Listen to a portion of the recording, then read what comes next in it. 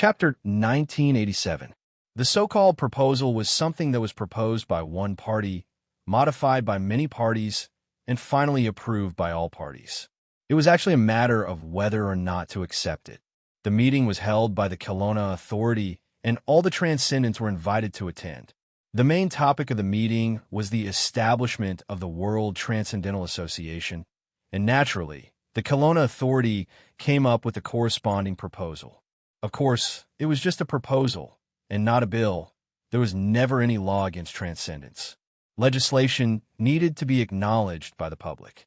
Legislation against transcendence was useless even if the government agreed to it, and only when the transcendents were willing to sign it would it have the ability to bind them.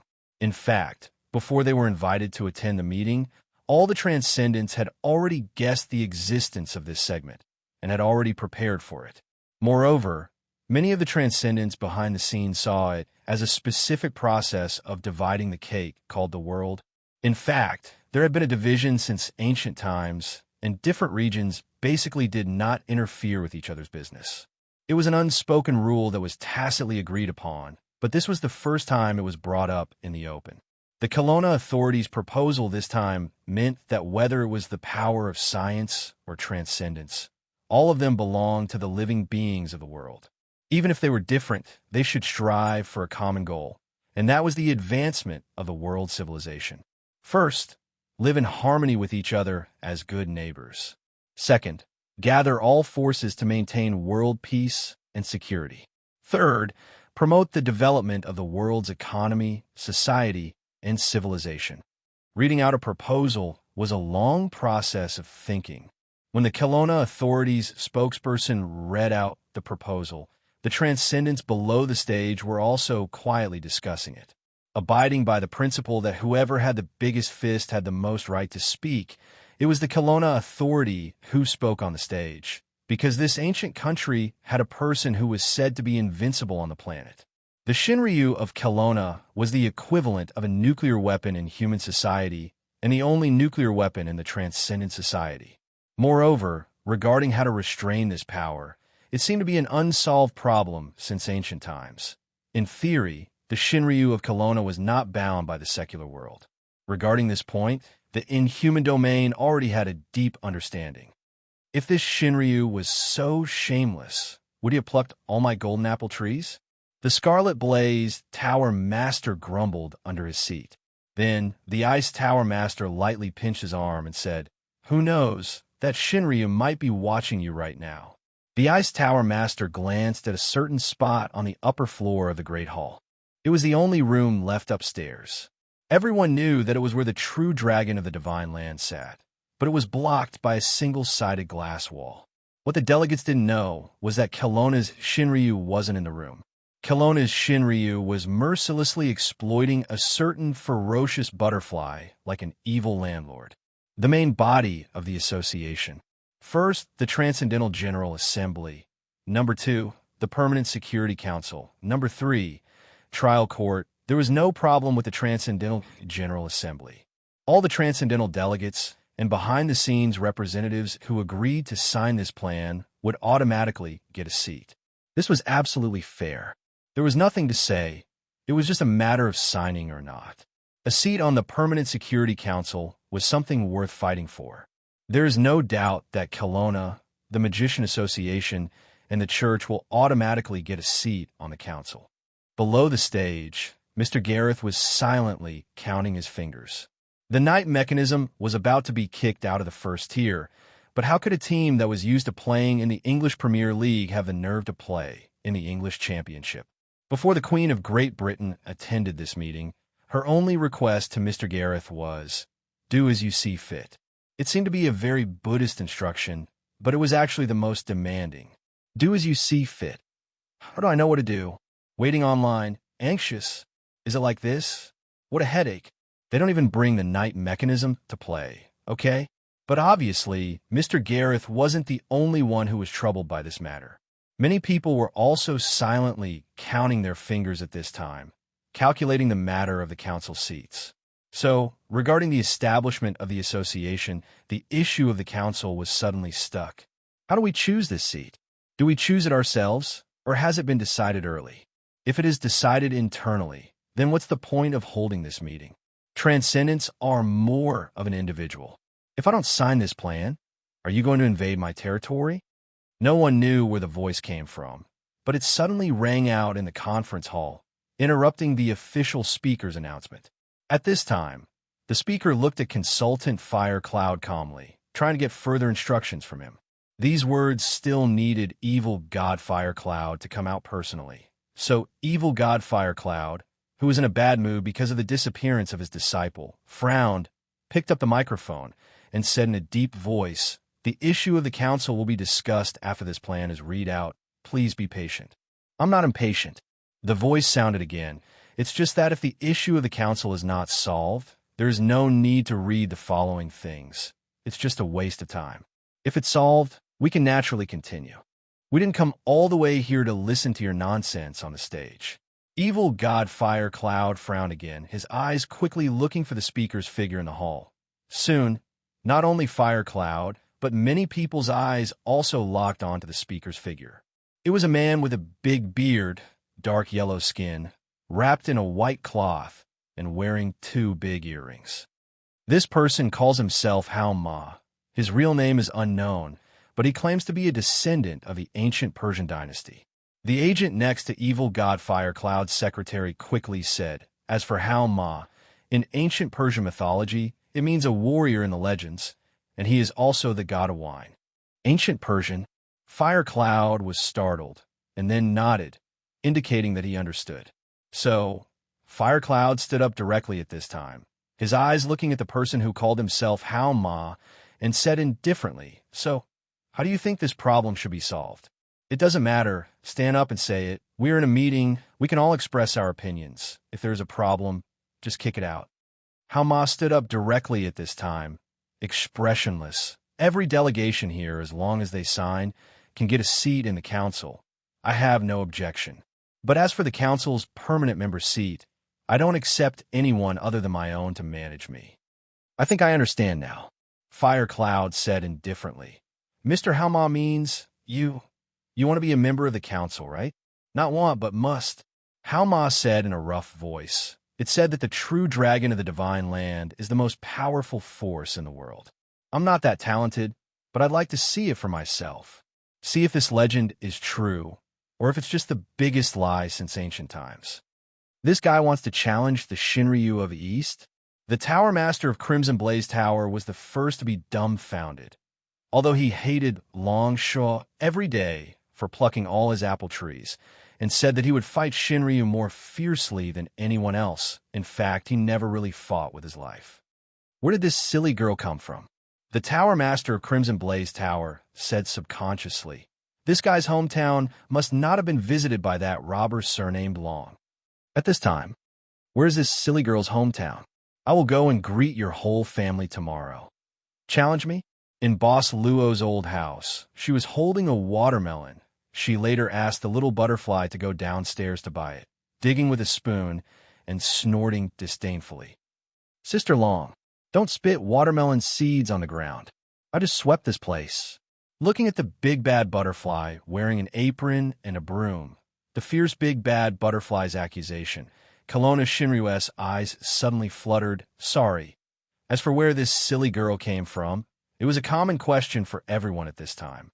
But the Transcendent representatives were happy to see this silly girl making trouble. This was right. This was the procedure of a meeting. Why was it so peaceful and no one came out to mess things up? Gong Sun Shiyu and the acting clan leader of the White Tiger clan didn't count. That was an attack outside the meeting. It wasn't what they were looking forward to. "You want to challenge the Shinryu of Kelowna?" Fire Cloud, evil god, looked at Ma again. He knew that this meeting would not go on peacefully. The Transcendent representatives. To put it nicely, they were representatives, but to put it bluntly, they were a group of martial artists. When he was young, this meeting was like a martial arts convention.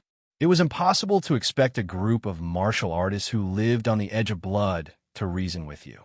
That's right. I want to break the myth of the Shinryu of the East. I want the world to know that this is the biggest lie since ancient times. Ma said loudly, the strongest force on the planet, invincible in the world. These are just big words made up by you. Only the great, good God Ahura is the beginning of all things. They were probably happy to see things develop in this direction. Fire Cloud, evil god, glanced at the meeting room casually.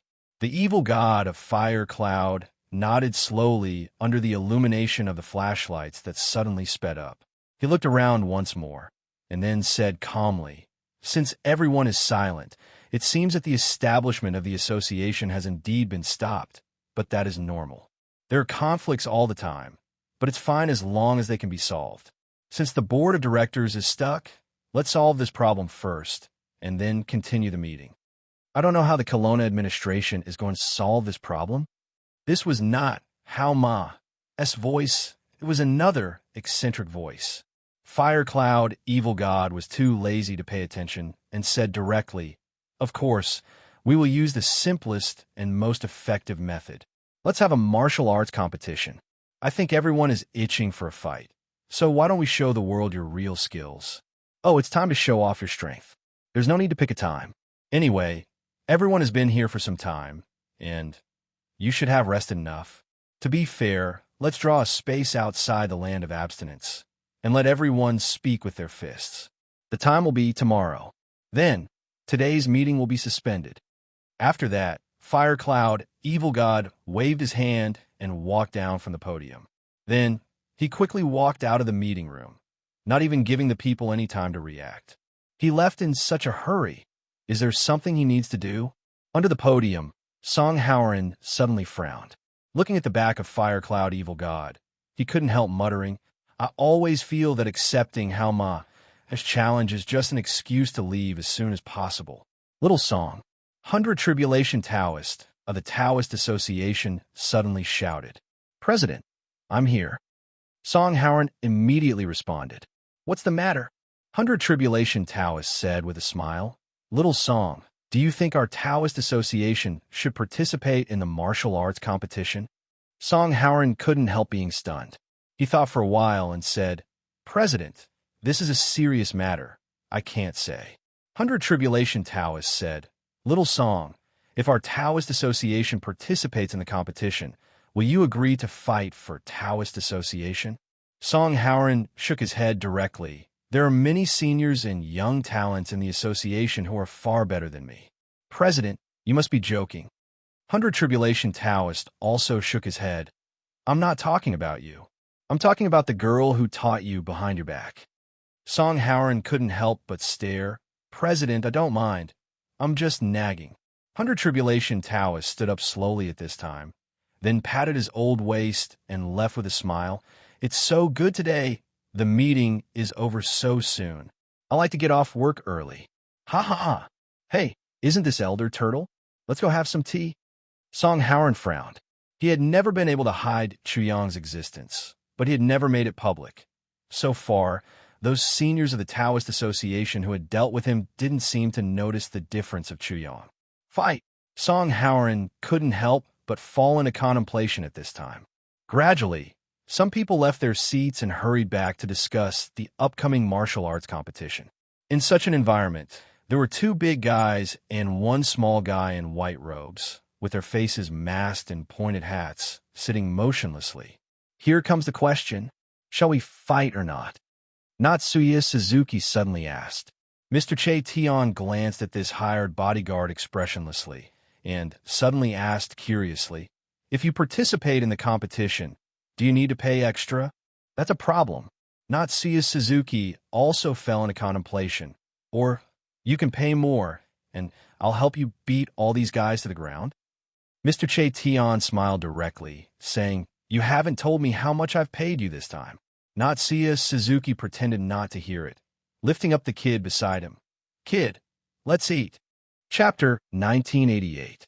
The sudden suspension of today's summit meeting was completely out of everyone's expectations. Who would have thought that the summit meeting would suddenly become a martial arts conference for the world's extraordinaries? But it didn't seem like a bad idea. Compared to scholarly meetings, they appeared to be in need of something more exciting. Would a worldwide live broadcast of a showdown between superpowers of different countries be more effective in triggering a surge of adrenaline in humans than any sports competition?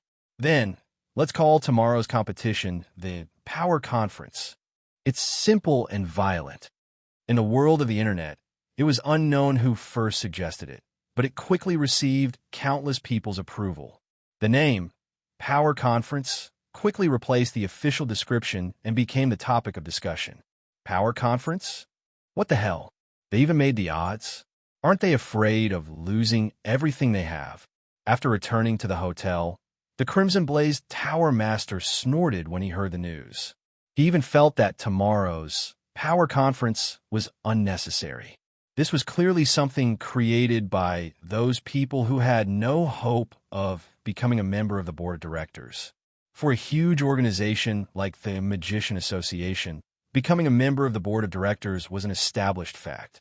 The Magician Association didn't need to use martial arts to show off their strength.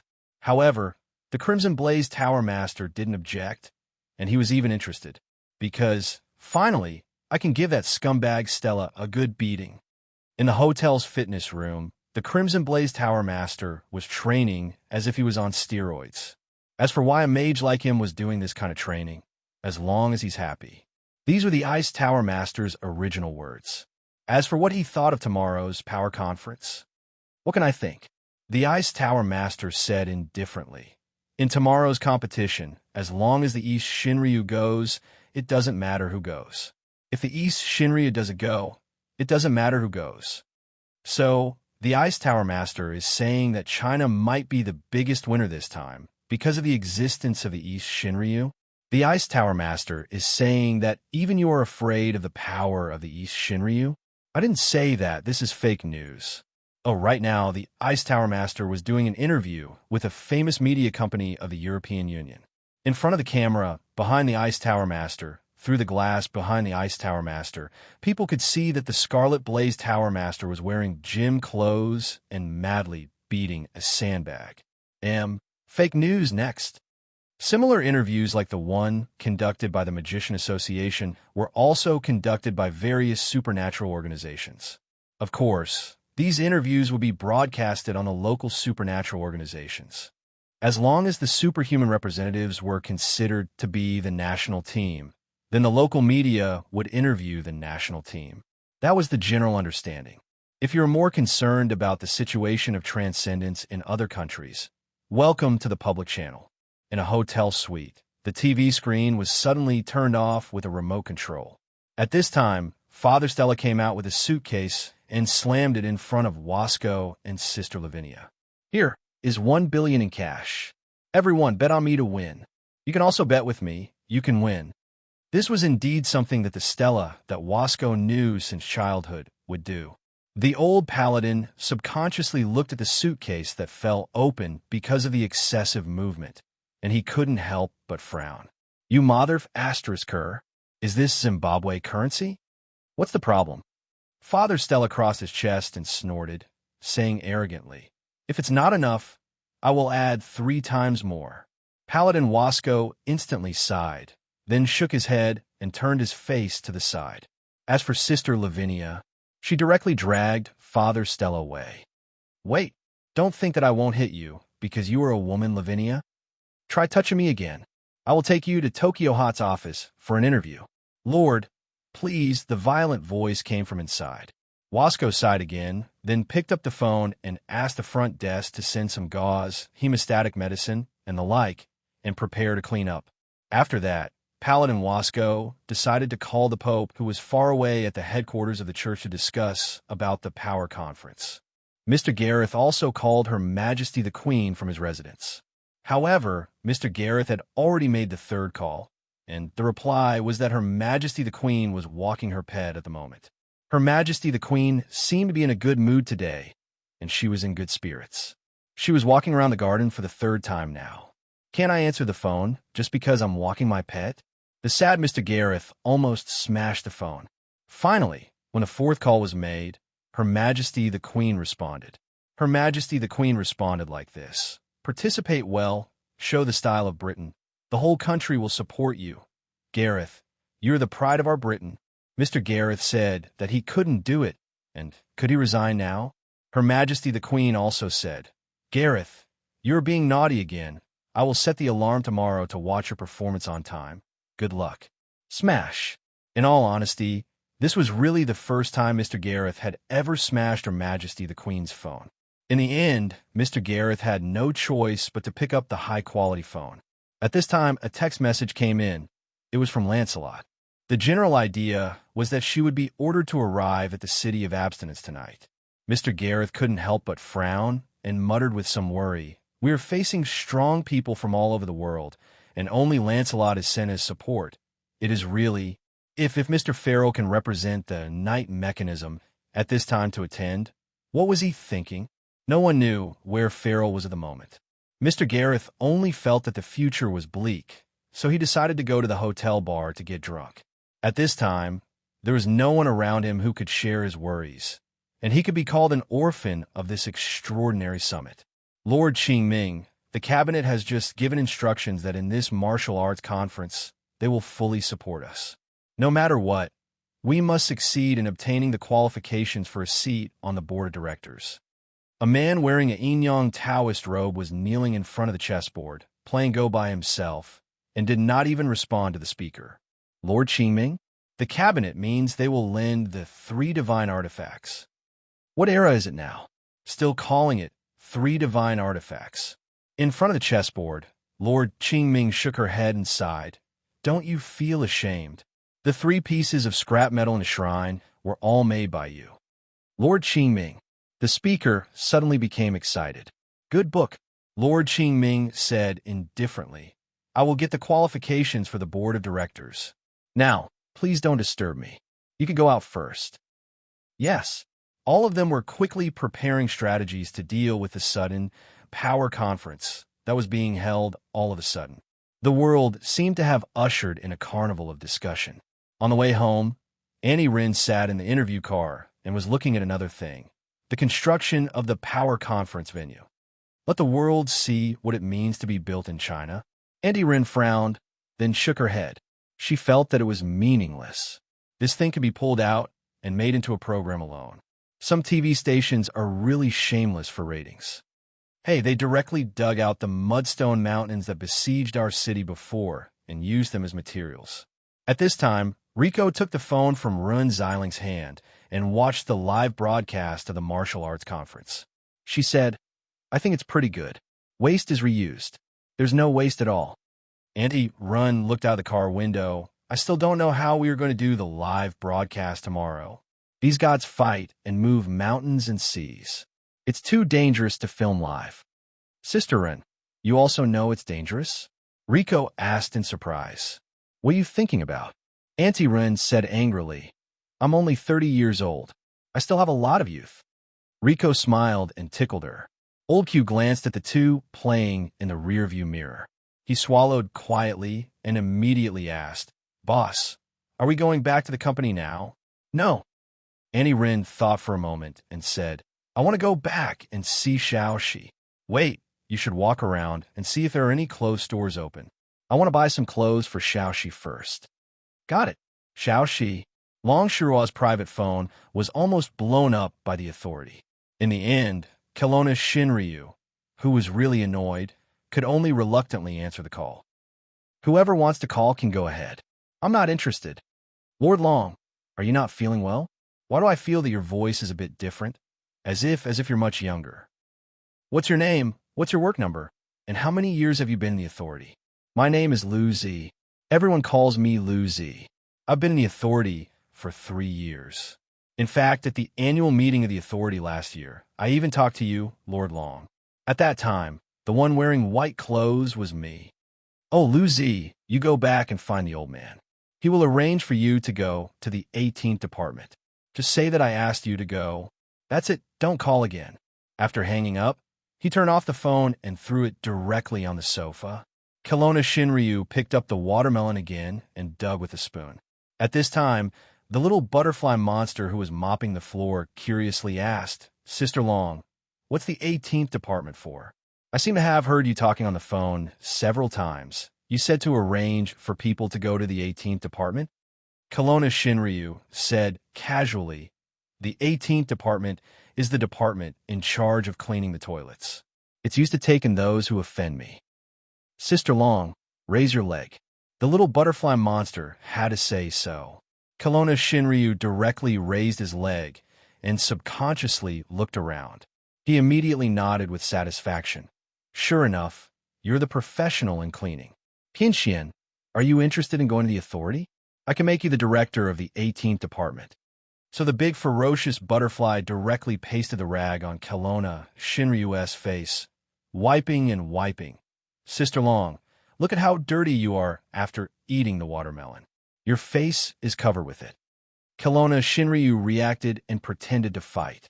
Girls only had a few moves in a fight, but after all, they had a few moves. When Kelowna Shinryu was thinking about which move to use, she suddenly heard some noise outside the door. She frowned and rushed to the front of the door. She glanced at the doorway and saw Run Xiling and the others standing outside the door. Kelowna Shinryu was shocked. She suddenly turned around and put her back close to the door, nervously looking at Luo dance. Sister Long, what's wrong? Sho. Xiaoxi gestured for him to keep quiet. Then, as if she had a guilty conscience, she started to roll her eyes. Outside the door, Annie Rin opened the old sliding door. When she was about to open the inner door, she found that the inner door seemed to be locked from the inside and couldn't be opened at all. Xiaoxi, are you inside? Rin Xiling knocked on the door and said, It's me. Sister Ren, we're back. Have you unlocked the door? Xiaoxi, can you hear me? I can hear you. Please wait a minute. I'll be right there. Right now. No hurry. Annie Rin answered with a puzzled face. Then she looked at old Q and Lizzie behind her and shrugged. I don't know what this child is doing inside. Maybe she's afraid? Lizzie was leaning against the door and eavesdropping, but was knocked on the head by Rin Xiling. The pitiful Lizzie held her head and said, It seems that there's someone inside. How could it be? Annie Rin shook her head. At this moment, the inner door opened. The homeless girl Xiaoxi with a braid suddenly appeared in front of everyone. Xiaoxi was wearing an apron, yellow plastic gloves, and a mop in her hand. Her face was dirty. Xiaoxi? Rin Xiling looked at her in surprise and asked puzzledly, What are you doing? Xiaoxi shyly lowered her head and said, I don't think it's good to eat and live here for free. So I'm going to do something, just want to clean the house. Clean. Auntie Rin suddenly opened her mouth. She subconsciously looked into the house, only to see that the floor was as clean as new and the whole house was exuding a fragrant smell. This house had been uninhabited for a long time, so it had a musty smell. At this moment, it looked brand new. Did you do all this by yourself? Auntie Rin's eyes lit up instantly. Xiaoxi nodded gently at this time, then immediately shrunk her shoulders and lowered her head. I was very careful.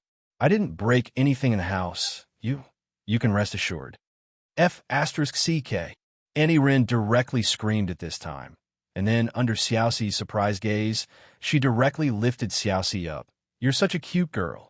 With that, she put Xiaoxi down, then rushed into the house.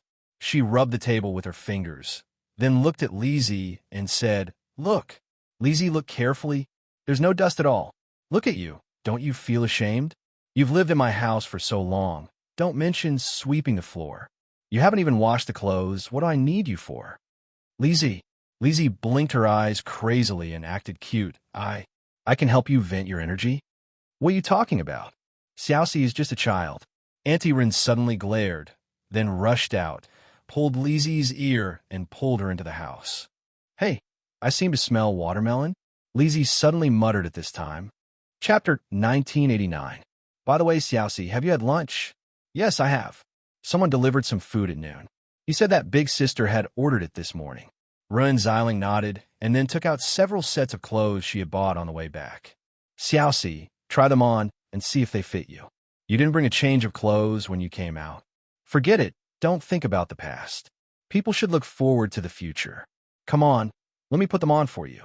With that said, Auntie Rin intended to lead Xiaoxi into the room to change clothes. I could do it myself. Xiaoxi quickly took the bag at this time, bowed her head and thanked her, then hurriedly ran into the room. Of course, it was the former boss Luo's room. Oh, this child is shy. Auntie Rin suddenly smiled and didn't care. She immediately looked at Lizzie. What are you doing? Lizzie was lying under the table at this time, looking for something with her butt up. Found it. Lizzie cried out in surprise at this time, then raised her palm. She was pinching something between her two fingers, a black thing. What is this? Watermelon seed, Lizzie said at this time. I said I smelled watermelon. I, the famous detective, Lizzie Nan the truth. Then what does this mean? Old Q asked subconsciously. Lizzie narrowed her eyes and said solemnly, the case is solved. Xiaoxi secretly ate watermelon when we weren't here. TSK. Hey, watermelon. Aren't you curious where she got the watermelon? It's very suspicious. Okay? Lizzie said angrily. Auntie Rin didn't care at all. What's so strange about it? Maybe it was sent by the boss of the bun shop downstairs. We're old neighbors and know each other well. Is it strange to send some fruits? Am I out of favor? Lizzie pointed at herself and asked pitifully. Auntie Rin rolled her eyes and immediately took out 2 bills. There are a lot of small shops downstairs. Buy whatever you want. You haven't eaten yet, so let's go. Yes. Pear clapped her hands together and said respectfully, Nyong Nyong, little pair of bays. Inside the room, as soon as Xiaoxi entered, the dumbfounded butterfly monster stood up and said, Long Jie. Before Luo Dance finished her words, she asked Xiaoxi to cover her mouth. Xiaoxi also made a hush gesture. Thus, the little butterfly demon could only ask in an angry voice, Sister Long, what should I do now? Climb out of the window? There's an anti-theft net. You can't climb out. Flush out the toilet. Sister Long, I'm just kidding. Little she smiled embarrassedly and then said, It seems that there is no other way. You can only leave after they leave. But remember, during this period of time, you can only hide here and don't make a sound. The little butterfly monster made an okay gesture.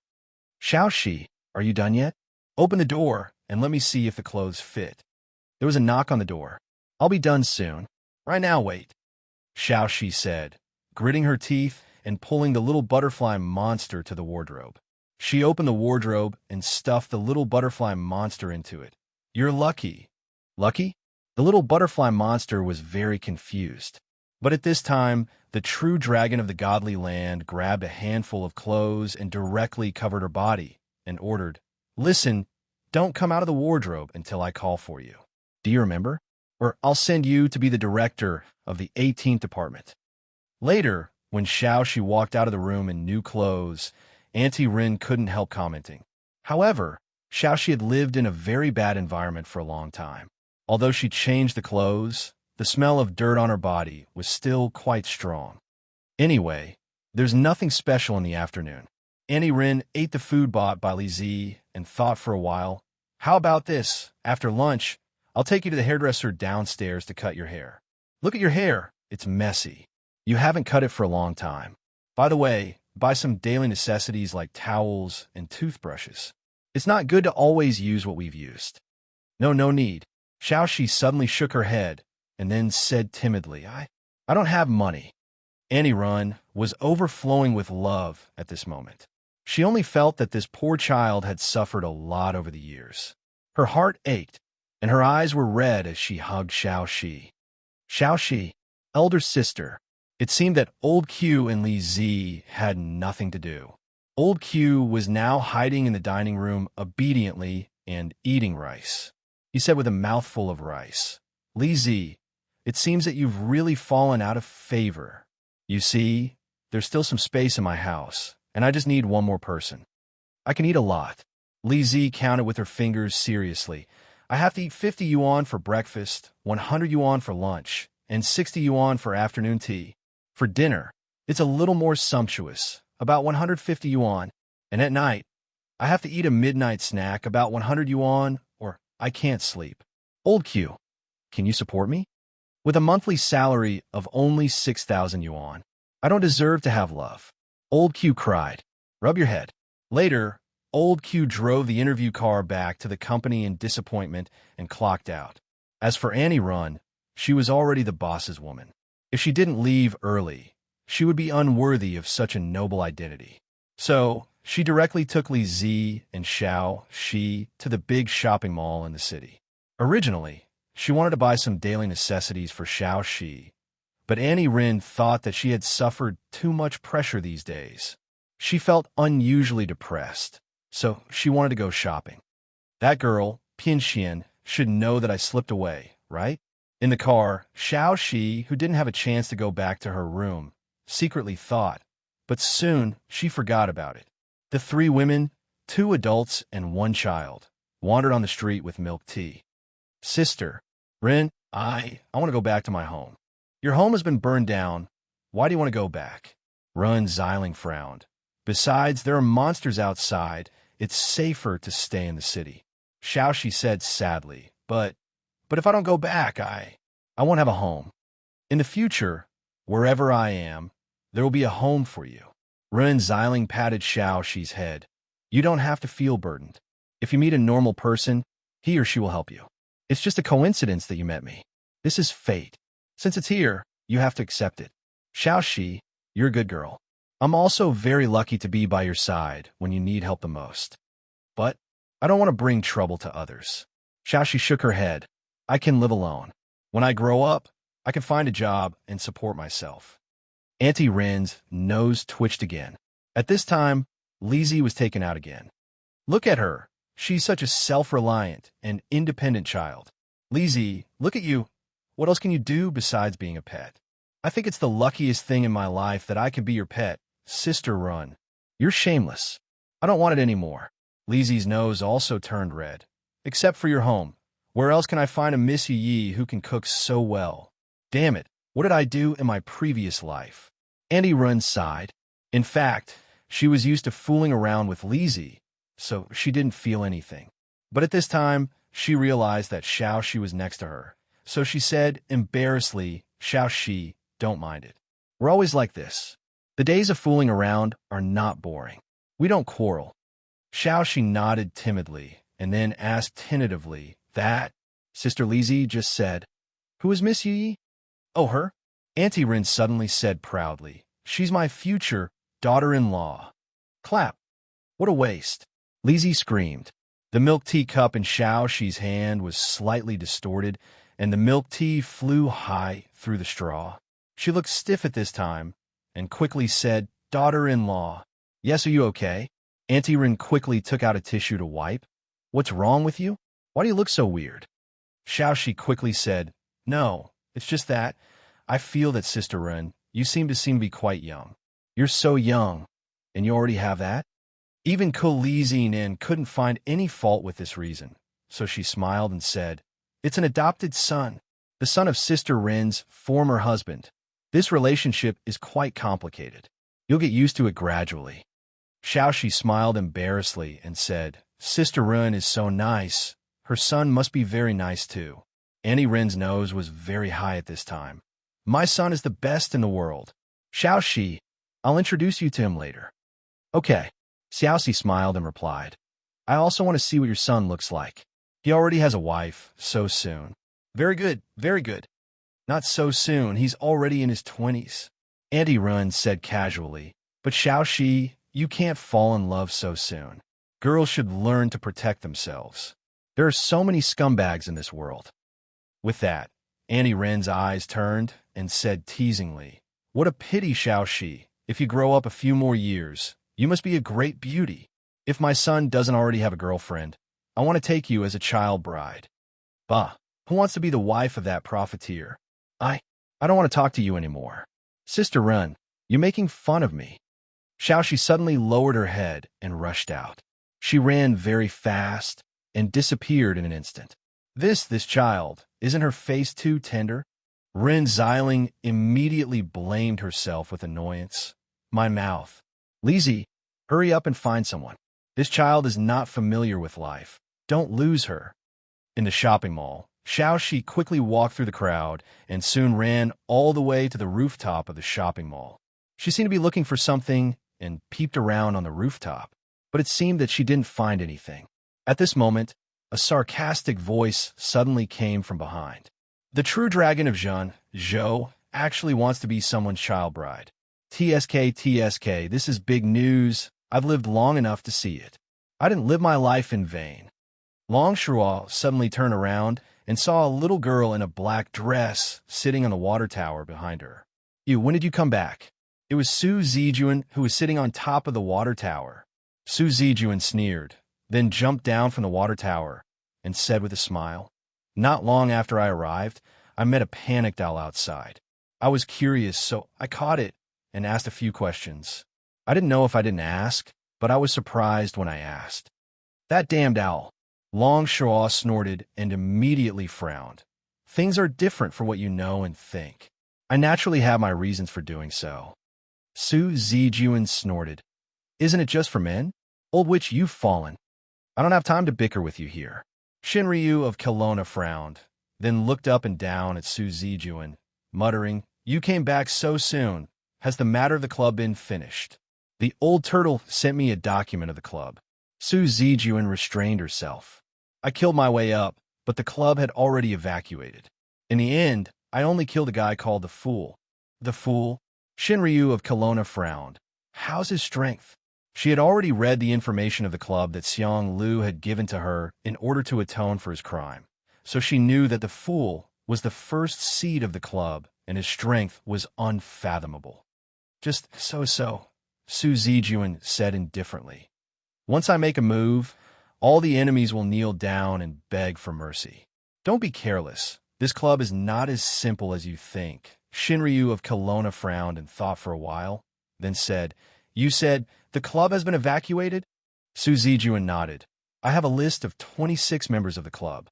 At present, the 26 members are scattered all over the world, and it's impossible to find them in a short time." "Then why did you come back this time?" "I came back for Gong's son Shiyu." Su Zijuan frowned. "This guy is not dead, and he is the son of the 26 members of the club. Gong's son Shiyu has secretly joined the club for so many years, and I suspect that the Xianyuan Palace has been infiltrated by the club." Long Shuo looked at Su Zijuan with astonishment and suddenly said, "Don't you hate the Xianyuan royal family? Why do you suddenly care about them?" Su Zijuan sneered. "Who dares to rob the Xianyuan royal family before I lose all of them?" "You don't mean what you say." Long Shuo shook her head and then thought for a while. "Chichi Kamaya is temporarily living in my hospital. You could talk to him about this matter. Gong's son Shiyu is the son, and it can't be solved in a short time. Since we don't know what arrangements Gong's son Shiyu has in the Xianyuan Palace these years, you'd better not alert him." Su Zijuan smiled. "I'm not in a hurry now, because I found something more interesting." Long Shuo subconsciously asked, "What's wrong?" Kelowna's Shinryu even had an ominous feeling. "The princess of a Xianyuan royal family," said with a smile. "Of course, it's the Kelowna's Shinryu, shamelessly acting cute. Right? Am I right? Xiaoxi. F***CKU. They finally parted on bad terms. Kelowna's Shinryu slammed the door after saying those harsh words. She had been out for too long, so she didn't want to cause more trouble. Chapter 1990. At noon, the portal opened, and Miss Maid came back with a basket of vegetables. She said that these were produced by a farm in the next subworld, and it was just in time for the harvest season. Therefore, Miss Maid's industry had spread all over the subworlds. Boss Luo picked up an apple and took a bite. Not to mention, it was quite sweet and powdery. "Master, did anything special happen?" "You who just came back?" asked casually. "There should be." Boss Luo smiled slightly. "They seem to want to hold a competition to determine the members of the Transcendent Association's board of directors." Competition. Miss Maid was thoughtful at this time. Generally speaking, the display of power requires more power. Boss Luo knew that Miss Maid had such an expression, and he already had an idea in his heart. "What do you think?" Yi thought for a while and said, "Generally speaking, the holder of extraordinary power can roughly judge the strength of the opponent, whether there is a chance or not. In fact, he already knows it in his heart. Those who insist on fighting probably do so because of their face. After all, there's so many eyes watching from behind." Boss Luo nodded and immediately said, "What about you? Do you plan to do something?" Miss Maid smiled and said, "If possible, Master, please let me do it." I think I should be able to earn back the cost of this relocation. Boss Luo said indifferently, "Isn't the income of King God's world enough?" Miss Maid said, "A single source of income will make the economy passive and fragile. Probably because I've been more lazy recently." Boss Luo smiled casually, then picked up an apple. "Then I'll leave it to you. I'll go out for a while and be back soon." "Master, take care." City of Exclusion, in a community park in the Old City area. Mo Xiaofei was meeting with Zixing, the young master of the Greedy Wolf clan. Zixing took the initiative to meet him. The location was in this park in the community where Mo Xiaofei lived. "You want me to represent your Greedy Wolf clan?" Mo Xiaofei frowned. Purple Star's visit had already surprised Mo Xiaofei. As for her direct approach, it made Mo Xiaofei feel a little overwhelmed. "I hope Lord Mo can agree." The Purple Star young master pleaded and even lowered his head. The Greedy Wolf Clan warriors behind Purple Star also bowed respectfully at this time. Feeling the pressure, Mo Xiaofei opened his mouth and said helplessly, "Can't we talk nicely? I'm not an adult. You are the Dragon Monarch's personal disciple." The Purple Star young master said seriously, "Although my identity has not been disclosed to the public, since I know I should not be rude to Sir Mo Xiaofei heaved a sigh of relief. "Look at you. You're young and you're good in every aspect, but you're not so good in this aspect. You're inflexible and stubborn." Purple Star will remember Sir Mo's criticism. And Mo Xiaofei had to shake his head. He immediately took a deep breath and said, "I'm sorry, Purple Star.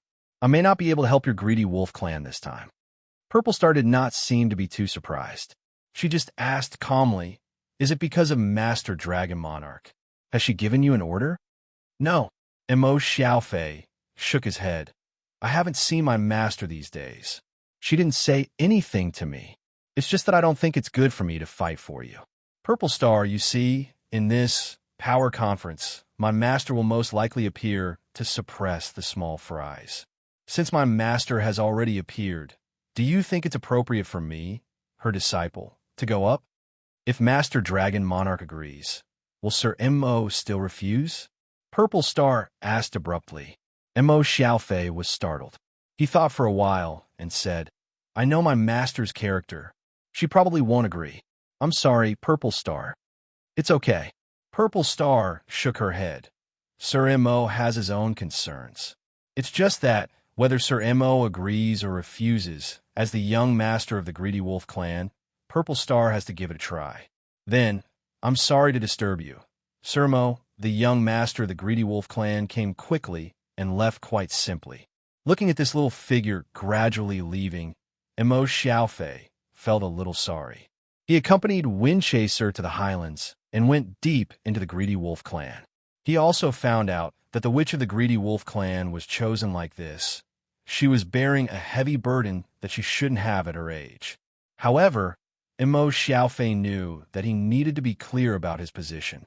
As the disciple of Kelowna Shinryu, his sensitive identity was like agreeing to fight for the Greedy Wolf clan.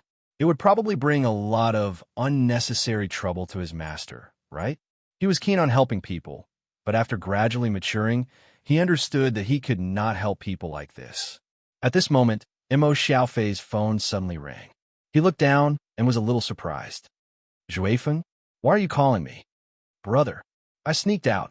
I'm at the airport now. I'll be back in the evening." "Why didn't you stay in the temple to inherit? Why did you run out?" "To fight. Such a big thing happened. How can I stay out of it?" "Let's not talk about it first. I'll sneak into the luggage compartment first." Mo Xiaofei suddenly opened his mouth. He was thousands of miles away, so he naturally could not stop Juefeng's action at this time. Besides, Juefeng, this child, was excited at this moment. He probably would not listen to persuasion. "Hey, you be careful. Don't be found out." "I know. Brother, I won't talk about it anymore. See you later. Love you so much. Also, don't tell Purple Star that I sneaked out." Mo Xiaofei looked at the direction outside the city with a headache.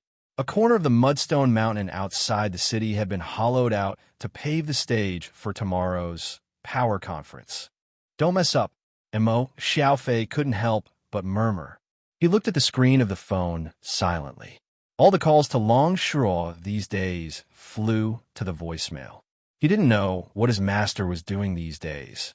She must be busy with Kelowna and the complicated situation in the wrong world.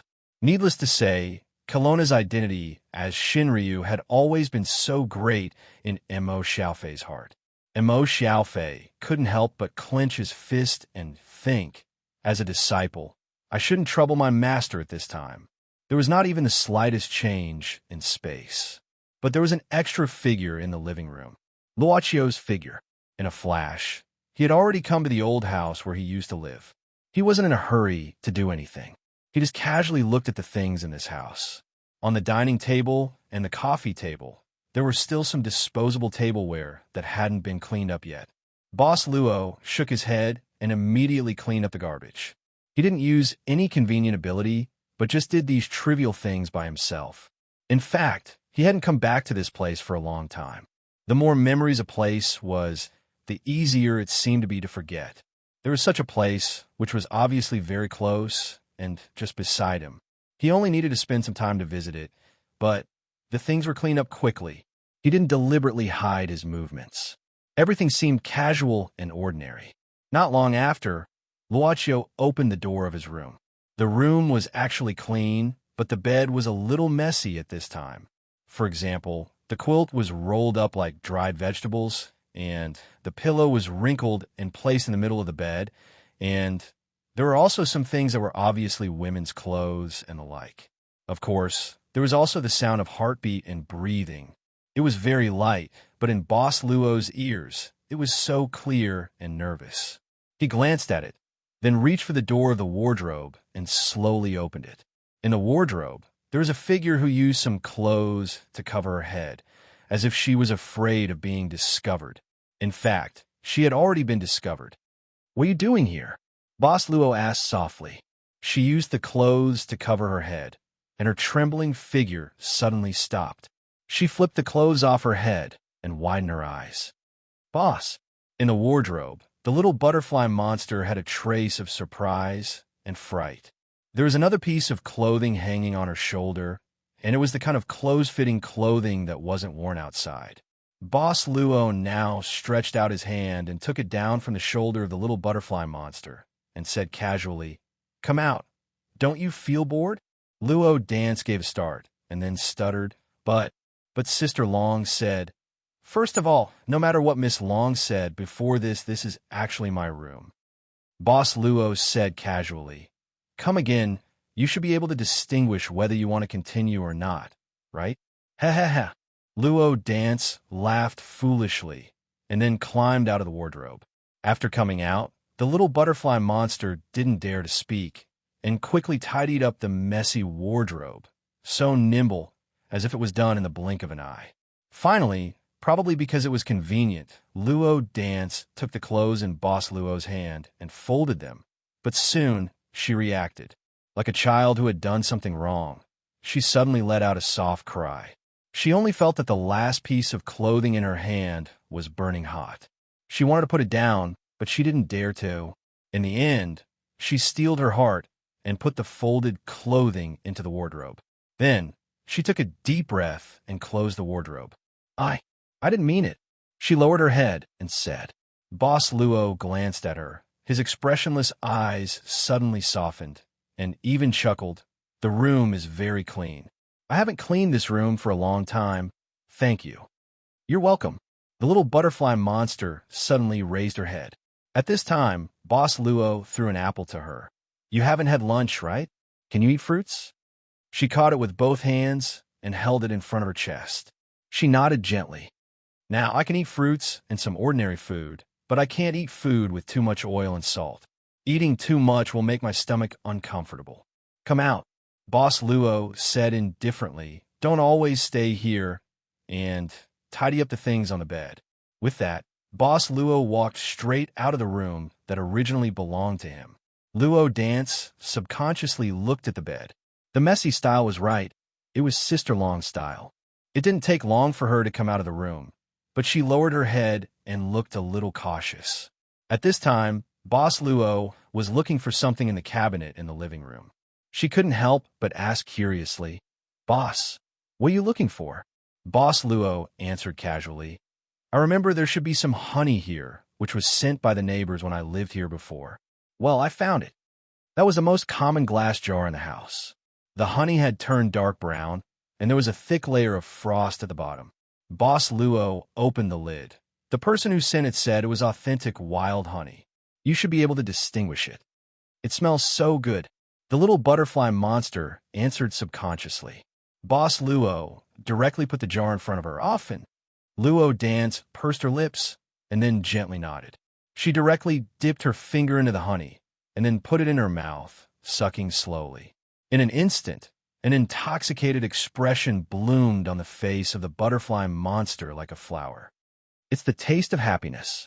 The little butterfly monster squinted her eyes and enjoyed it. "Do you like it?" "Yes." "Then I'll give it to you."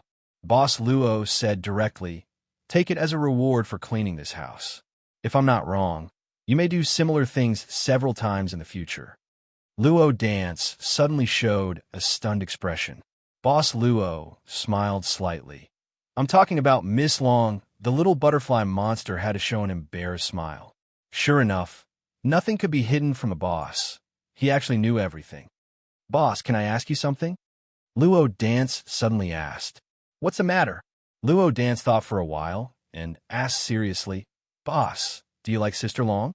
Boss Luo couldn't help but ask curiously at this time. "Why do you ask this question?" Luo Dance thought for a while and said, "Because I recently saw Sister Long calling your name when she was sleeping. I heard that if a person calls another person's name, even in his dreams, it means that he or she either likes or hates that person. I know Sister Long. She never takes the initiative to hate someone, although her mouth is very mean, but what kind of answer do you want to hear from me?" Boss Luo asked like this.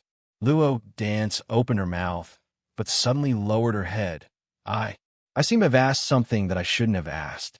If I say that I like Miss Long because I like her soul very much, and even want to take her soul away," Luochio whispered at this time, "then will you hate me?"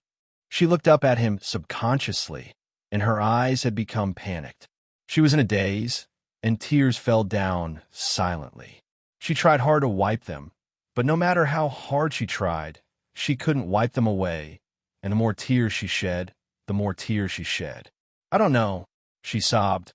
I don't know how to hate you, boss. What's wrong with me?" "You seem to have forgotten one thing." Boss Luo said like this. "As long as the customer doesn't take the initiative, we can't take away the customer's soul. I like it very much, but as the boss of this shop, I'm not so incompetent that I have to take the soul to survive." "No, boss. Boss, you will survive." Luo Dance blurted out. "You will." Boss Luo laughed and shook his head. "Aren't you hungry?" "Hungry. ######### PS1. Thank you, Boss Wudong, for you yes cuteness. Kneel down to welcome the capitalist boss. PS2. I seem to my body is gradually turning into the shape of a Wutong. Lie down, PS3, 0 to 1. As usual. Chapter 1991. Little butterfly monster was the type that could be easily satisfied. A ray of sunshine in the morning, a stray cat that had not been seen for a few days came back, or a sparrow on a telephone pole. Those things that often slipped away without paying attention in life were always able to show a glass-like brilliance in her eyes. If you have no choice but to take away Sister Long's soul, I will do business with you, as long as I can buy Sister Long's soul back. Let's not talk about whether she could afford it or not." Boss Luo asked curiously at this time, "Why do you think that I did it because I had no other choice, and not because I might have planned to do it?" Luo Dance gave a start, saying subconsciously, "Isn't that the case?" Boss Luo looked at her. She thought so without any doubt. Yes, she always thought so. This was probably the reason why he liked Luo Dance from the bottom of his heart every time he saw her. It was a very pure liking, just like those who liked white. Those who like to sit on the bus and watch the scenery of the city like to take the bus at sunset. "Miss Dance, you have a special quality that can make people unconsciously forget their troubles." Boss Luo smiled. "It's a very rare special quality." Is it? Your smile can make people feel relaxed." Boss Luo reached out but didn't touch her lips. It can also wash away people's fatigue. It's a very precious thing. The little butterfly monster blinked and said hesitantly, "Boss, do you like my soul too, like how you like Sister Long?" He said frankly, "More or less." Little butterfly monster was not surprised, but anxious. "Oh no, oh no. I'm in trouble. If you want to take away my soul, then no one will be able to buy it from me. Sister Long will definitely not buy it.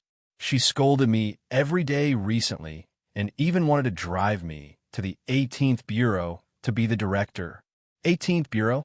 It's the place that Sister Long uses to deal with the agents who offend her. Little butterfly monster said seriously, "It's the department responsible for cleaning toilets." For some reason, Boss Luo covered his mouth and smiled. It wasn't the slight smile that hung on his lips out of habit, but the kind of smile that ordinary people couldn't help but laugh at. "I'm telling the truth," the butterfly demon said with a frightened expression. "I also believe that what you said is true." Boss Luo exhaled slowly and put away the normal expression on his face. "I also believe that Miss Long would do such a thing. Sometimes, Miss Long's personality is indeed a little bad. Yes, yes. He didn't even bathe or wash his hair all day. You stay in your room and play games all day long." The little butterfly monster began to criticize. "You don't even know how to change your clothes for days. If I want to take your soul, the first person to rush over would also be her." Luochio quietly listened to her scolding. It was a terrible thing that one wouldn't know if they weren't really familiar with a person. "Then, use your smile in exchange," Luochio suddenly said softly. Luo Dance couldn't help being stunned. "My smile? From now on, your smile only belongs to me." Boss Luo nodded slightly. "For this, I promise that I won't take your soul away in the future, and no one will take your soul away. Even, no matter what kind of deal you will make with me in the future, I'll exclude your soul from the options and replace it with something else. How about that? But I'll also smile to others, won't I?" Luo Dance said subconsciously, and then said with distress, Then I'll try hard. If others make me smile, I'll hold it back. But what if I can't hold it back? If the owner of the shop really wanted to take away a person's smile, then that person would naturally not have a smile from now on." Boss Luo said softly, "As long as you're happy every time you see me, I won't forbid you from doing other things. As long as you share some of your happiness with me every time you see me, it will be fine." That's it. The butterfly demon was pleasantly surprised. "It's very simple. No problem." This was not a simple thing. Perhaps only for you. It was simple that you could do it. Have you thought it through? Boss Luo said softly, "If so, it's settled. I'm ready." The butterfly demon took a deep breath at this time, and then solemnly stretched out her palm. "What are you ready for?" Boss Luo asked curiously.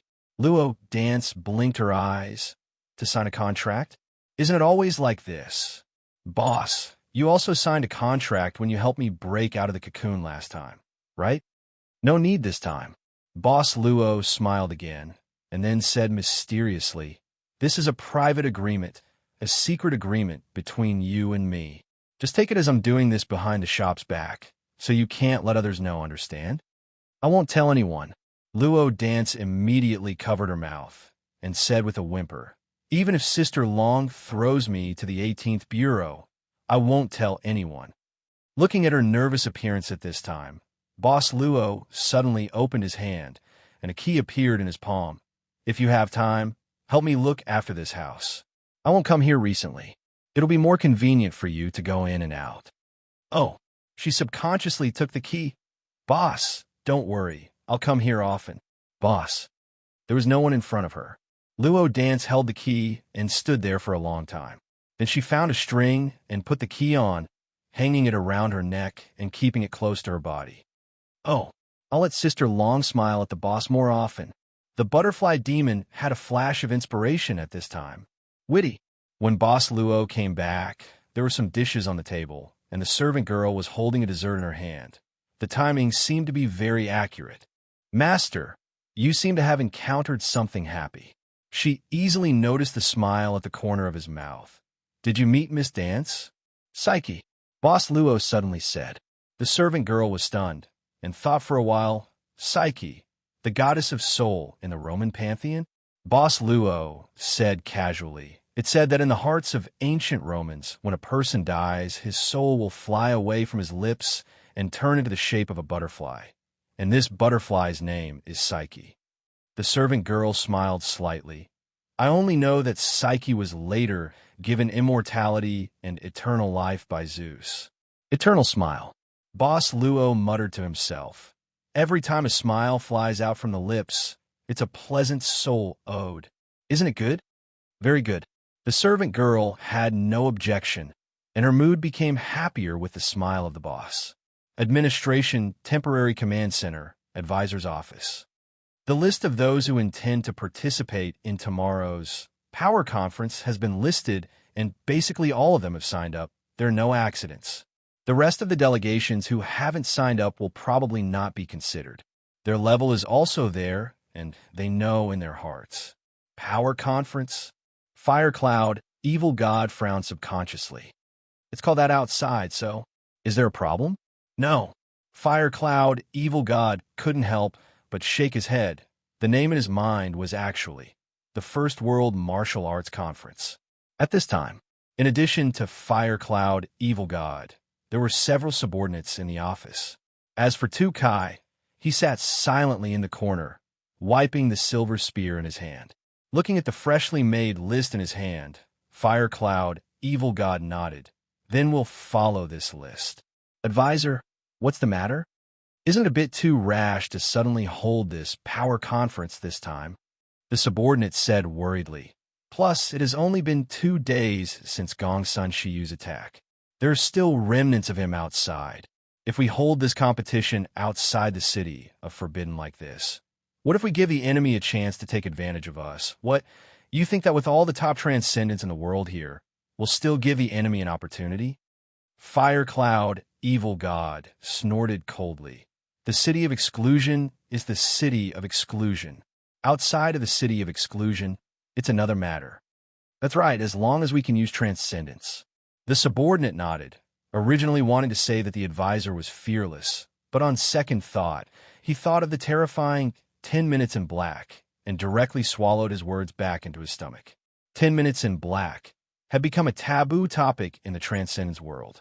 As if it had never happened, everyone had a tacit understanding not to take the initiative to mention it, as if that mysterious god had never appeared at all.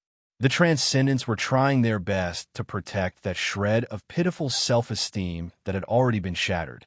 Probably, as long as I forget fast enough, I won't remember it. On Yin Xiaoxi's side, any new discoveries? Fire Cloud, Evil God asked. The search team sent by the capital has already started a carpet search at the accident site, the subordinate quickly replied. But they haven't found any traces of Section Chief Yin. As for Jiangzhua, he has been sent back to the headquarters and under Madame Tao's treatment. His injuries have already recovered, but he hasn't woken up yet. Madame Tao said that Jiang's spirit has been greatly damaged. Madame Tao can't do anything about it. She can only wait for him to wake up on his own. Even if it's a healing ability that can almost bring the dead back to life, it doesn't seem to be omnipotent. Fire Cloud, Evil God, shook his head. All right, you all can leave first. As for Xiaoxi's matter, inform me immediately if there are any new developments. Okay. After his subordinates left, Tu Kai suddenly looked over at him. Master, for tomorrow's competition, I want to fight. Why? I need to fight to improve myself, Tu Kai said directly. You said that I'm the strongest among the younger generation, but when I met Gongsun Shiyu, I realized that you've been lying to me all this time. When I said that, it was more than 10 years ago, okay? Fire Cloud, Evil God, said angrily. I don't care. I want to fight. Tu Kai stabbed his spear in the ground. You only fight when I can't win. Tu Kai, you've learned bad things. Fire Cloud, Evil God, couldn't help but sigh. I'm afraid tomorrow's competition won't be as simple as you think. This competition is for the right to speak in the future Transcendent Association, and it won't just be the people on the list who came to participate in this meeting. Master, what do you mean? Let's not talk about other things. Do you think the Magician Association only has 2 Tower Masters? Fire Cloud, evil god, said slowly. The legendary number 1 in the inhuman domain.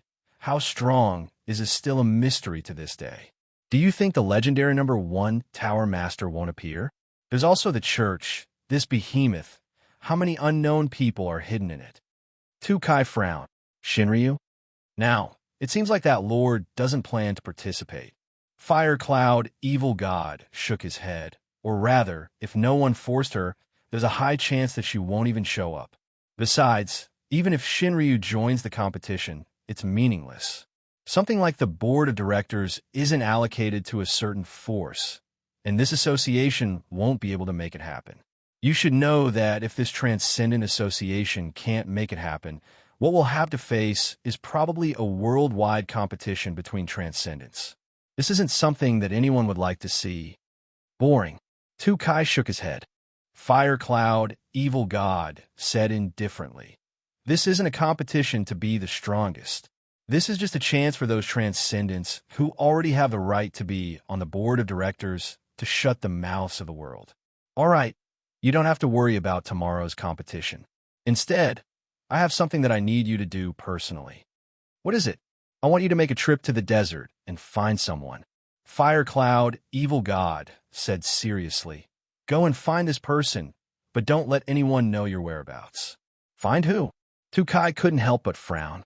Mr. Blind, Qing Xiazi, Fire Cloud, evil god, said slowly. That's not the cotton-closed paths. Tukai couldn't help but be shocked. Then, as if he had thought of something, his eyes lit up. Master, are you planning to ask Qing Xiazi to divine Junior Brother's whereabouts? That's only one of the reasons. Fire Cloud, evil god, said in a deep voice. But there's something more important. When you arrive, Qing Xiazi will tell you what to do next. Don't ask too much, just do as he says. All right, I'll make a trip. Tukai nodded, then walked in front of Fire Cloud, evil god, and opened his palm. What's this for? Fire Cloud, evil god couldn't help but be stunned. Travel expenses. Tukai said directly, if you don't give me travel expenses, how can I go? In the end, Fire Cloud, evil god reluctantly took out a bank card. Save some money? Then Xiaoxi, you'll stay here tonight by yourself. You've saved my number in your new phone, so call me if you need anything. In the evening, Ani Ren and Lizzie safely sent Xiaoxi back to the old house. Originally, Ani Ren had planned to stay with her for one more night, but tomorrow's power conference would be too far away if they set off in the old house. It's okay, Sister Ren, don't worry, I'll be fine by myself. Xiaoxi nodded. Auntie Ren didn't stay for too long. Xiaoxi, this child, could survive in that terrible place alone for so many years, so her ability to survive was naturally unquestionable. Goodbye, Sister Ren. Goodbye, Sister Lizzie. Goodbye. Whoosh. Finally, the two women were sent away. As soon as Xiaoxi, Kelowna Shinryu, closed the door, she took off her shoes, kicked them away, took off her socks, and threw them aside. Then, she collapsed on the sofa like a salted fish, staring blankly at the ceiling. Pianxian, Pianxian, have you left? If you haven't, squeak. Damn girl, have you left or not? After calling weakly for a while, there was no response. Kelowna Shinryu muttered, this girl seems to have gone back. Well, it's quiet. At this moment, the sound of the door opening suddenly came from outside.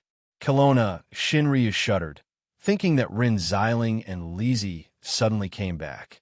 She immediately picked up the socks that flew out and ran to the entrance before the door was opened, intending to put the shoes away. She couldn't let Xiaoxi's image collapse. Otherwise, her efforts for a whole day and night would be in vain. But it seemed that she couldn't make it in time. Sister Long, what are you doing? Oh, I saw that the shoe cabinet is a little dirty, so I want to clean it. No, why are you here? Kelowna Shinryu, who squatted in front of the shoe cabinet, raised her head subconsciously, seeing that it was Luo Dance who opened the door and came in. At this moment, the little butterfly monster even carried two big shopping bags in her hands. I just want to buy some things, Luo Dance said as she put down the things. Then she took out the key from the door lock and hung it around her neck. Since you're going to stay here, I'm going to buy you some snacks. I'm afraid that you'll be hungry when you play games at night. and I went back to the hospital to bring some clothes for you. Oh, okay. Kelowna, Shinryu nodded, then immediately widened her eyes. No. What's that hanging around your neck? The key. Of course I know it's the key. Long Shiraw directly pinched Luo Dance's cheeks. I'm asking you, where did you get the key? The boss gave it to me. Damn you, you even have the key to the house. Kelowna Shinryu roared like a dragon at this time. You lied to me that you just passed by downstairs. Let's break up. You're doomed. I don't know you, Zhongshan Butterfly, who is full of lies. It's not like that, Sister Long. Listen to me. I don't want to listen. Xiaoxi shouted at this time. Come on. Shinryu's secret skill. Real 48 hands of the dragon. Again. Luo Dance exclaimed at this time, and then instantly softened hashtag PS 1/1. Chapter 1992. What I said is true. If you don't believe me, you can ask the boss next time you see him. Little butterfly monster tidied up her clothes with grievance. Her gaze made Xiaoxi feel as if she had just done a heinous thing. It's just Dragon Claw. It's not like I haven't used it before. I know what I'm doing, okay. So Shinryu of Kelowna pretended nothing had happened. She coughed twice and said directly, Did the profiteer leave the key to you? Did he say anything else? She couldn't talk about the agreement with the boss. Luo Dance thought for a while and said, Nothing, we just chatted casually. Really? Shinryu of Kelowna glanced at her suspiciously. She couldn't understand what Luo Dance was talking about. After pondering for a while, she frowned. Didn't he mention me? Yes. What did he say? Shinryu of Kelowna immediately snorted.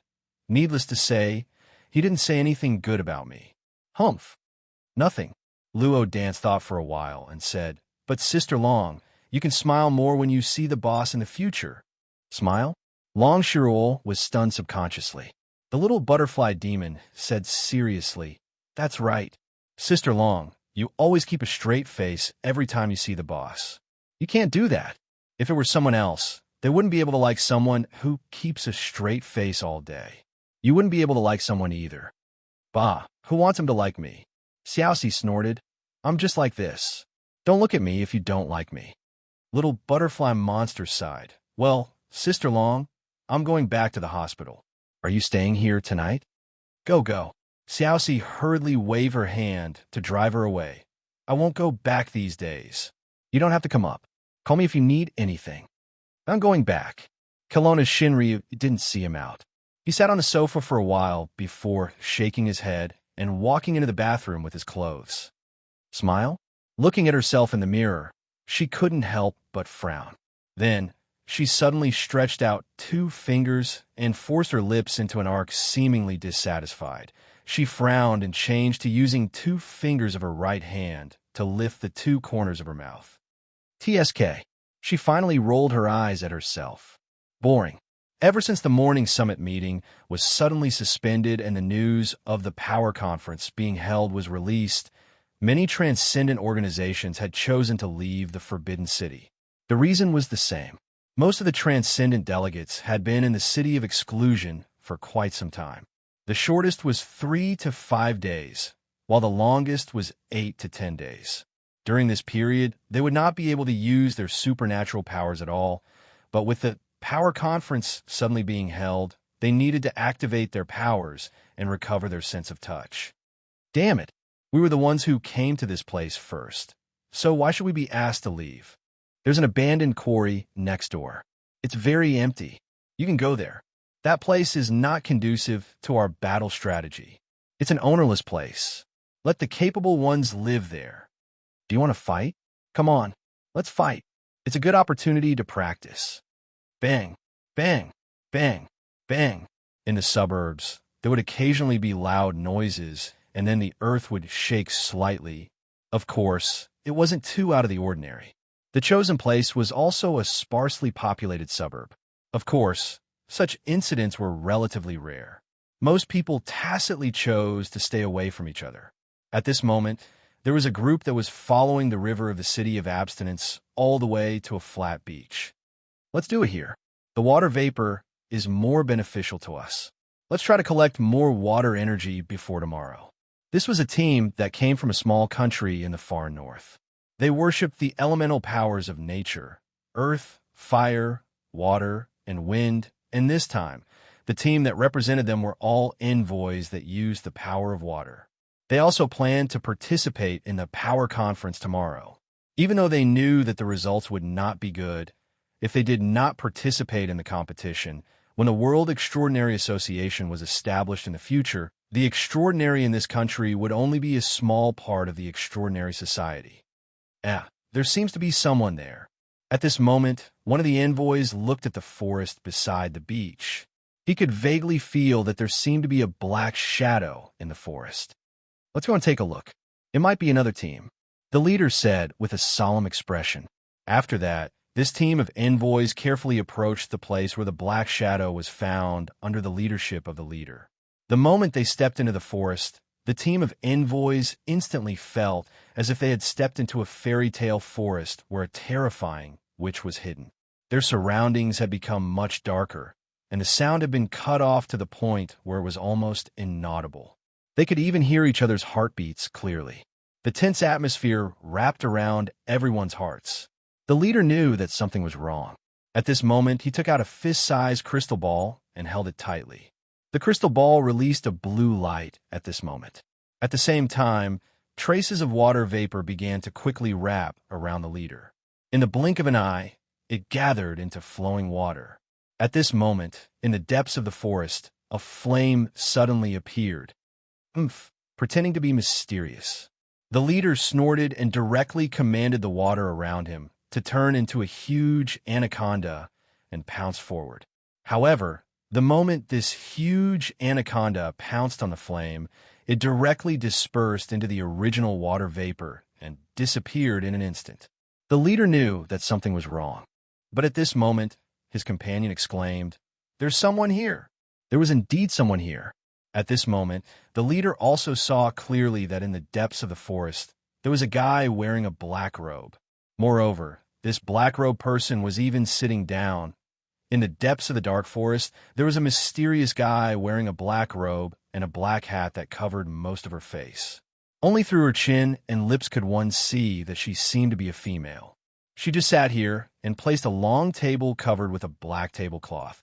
There were 2 3-pronged candlesticks on the left and right sides of the table. She was like a fortune teller in a fortune-telling house, mysterious. "Who are you?" the leader asked directly at this time, and even prepared to attack again. "I'm someone who's here to help you." The black-robed person spoke slowly. It was a pleasant female voice. Just from a voice alone, she didn't look old. "Help us." The leader couldn't help but frown. At this moment, the black-robed person smiled slightly and said, "Don't you want to stand out in the power conference tomorrow? Let the world remember you and remember your beliefs."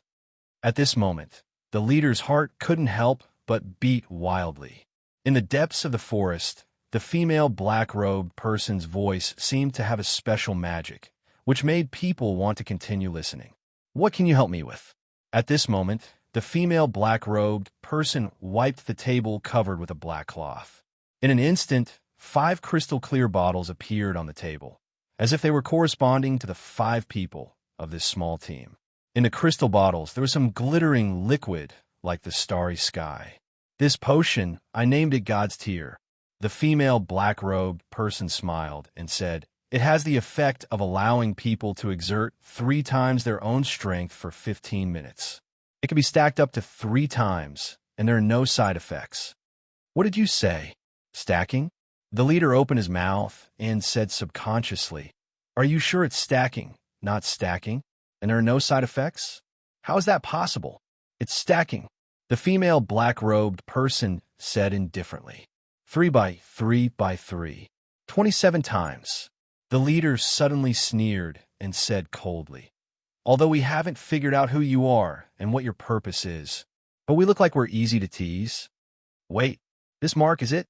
A messenger behind the leader suddenly exclaimed at this moment. Ignoring the leader's surprise, he walked directly to the black cloth table and excitedly picked up one of the bottles to observe it carefully. "That's right. It must be right. This is the inherent beauty of the pansy. Are you the master of the pansy?" "Pansy," The leader was stunned at first, and then he said in disbelief, "One of the only 3 legendary pharmacists in the world recognized by the Magician Association." Which? The female black-robed person didn't respond. She just sat quietly. "Wait, it's just a mark." The leader of the small team shook his head at this moment. "It's not believable. Besides, it's very easy to forge a mark. It's not easy at all. It's even impossible." Unexpectedly, the team member holding the crystal bottle said excitedly, "You don't know the origin of the pansy flower mark, so you don't know that this mark can't be forged." "Can't be forged?" The team member said seriously. "Legend has it that the legendary, which refined a mysterious secret medicine that can prevent anyone from using the pansy flower mark by any means, and it can strip this mark from the mind of any forger." At first, no one believed this, but later, hundreds and thousands of pharmacists used their own experiences to verify this matter. No matter who it was, no one could engrave the pansy flower on the secret medicine bottle.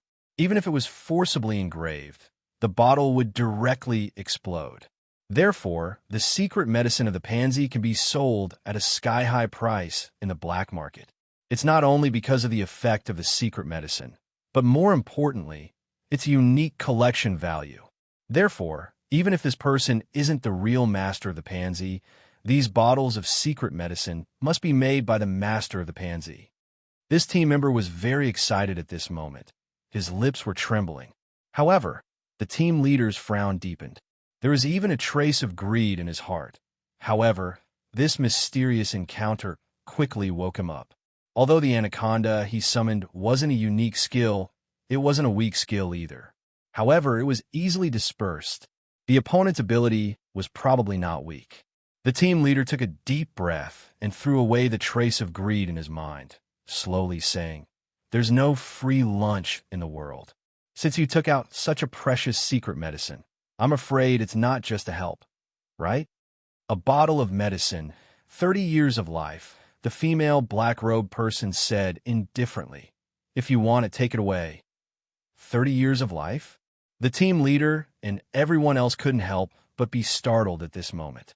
The knowledgeable team member thought for a while and said, "It said that the master of the pansy's whereabouts are uncertain, and his requirements for refining secret medicine have always been strange. There's indeed a saying that he has to pay with his life. However, I've always been curious. Even if someone is willing to pay with his life to get the secret medicine, how can he take away the life, and how accurate can he be?" The female black-robed person said indifferently, "If you can understand it, then the person sitting here may be you. How to take it away is my business. Whether to buy it or not is your business. You only have 3 minutes to think about it. After 3 minutes, I'll leave and find other buyers. I don't have to buy it for you. It's just that I'm passing by here, and I'm too lazy to find other buyers." The knowledgeable team member didn't speak at all. However, the team leader sneered at this moment. "Even if this is the legendary secret medicine of the pansy, or even if you're the master of the pansy, it's fine. However, we don't know whether this so-called secret medicine has the real effect, as you said. Your Excellency, this isn't the price, right? There are 2 minutes, 40 seconds left." The female black-robed person suddenly took out a pocket watch and looked at it. Everyone frowned at once. However, time passed little by little, and no one spoke. 3 minutes passed quickly. The female black-robed person didn't say anything at this time. She just waved her hand and took back 5 bottles of the secret medicine, including the bottle held by the knowledgeable team member. "Only 3 minutes. She'll leave after the time is up."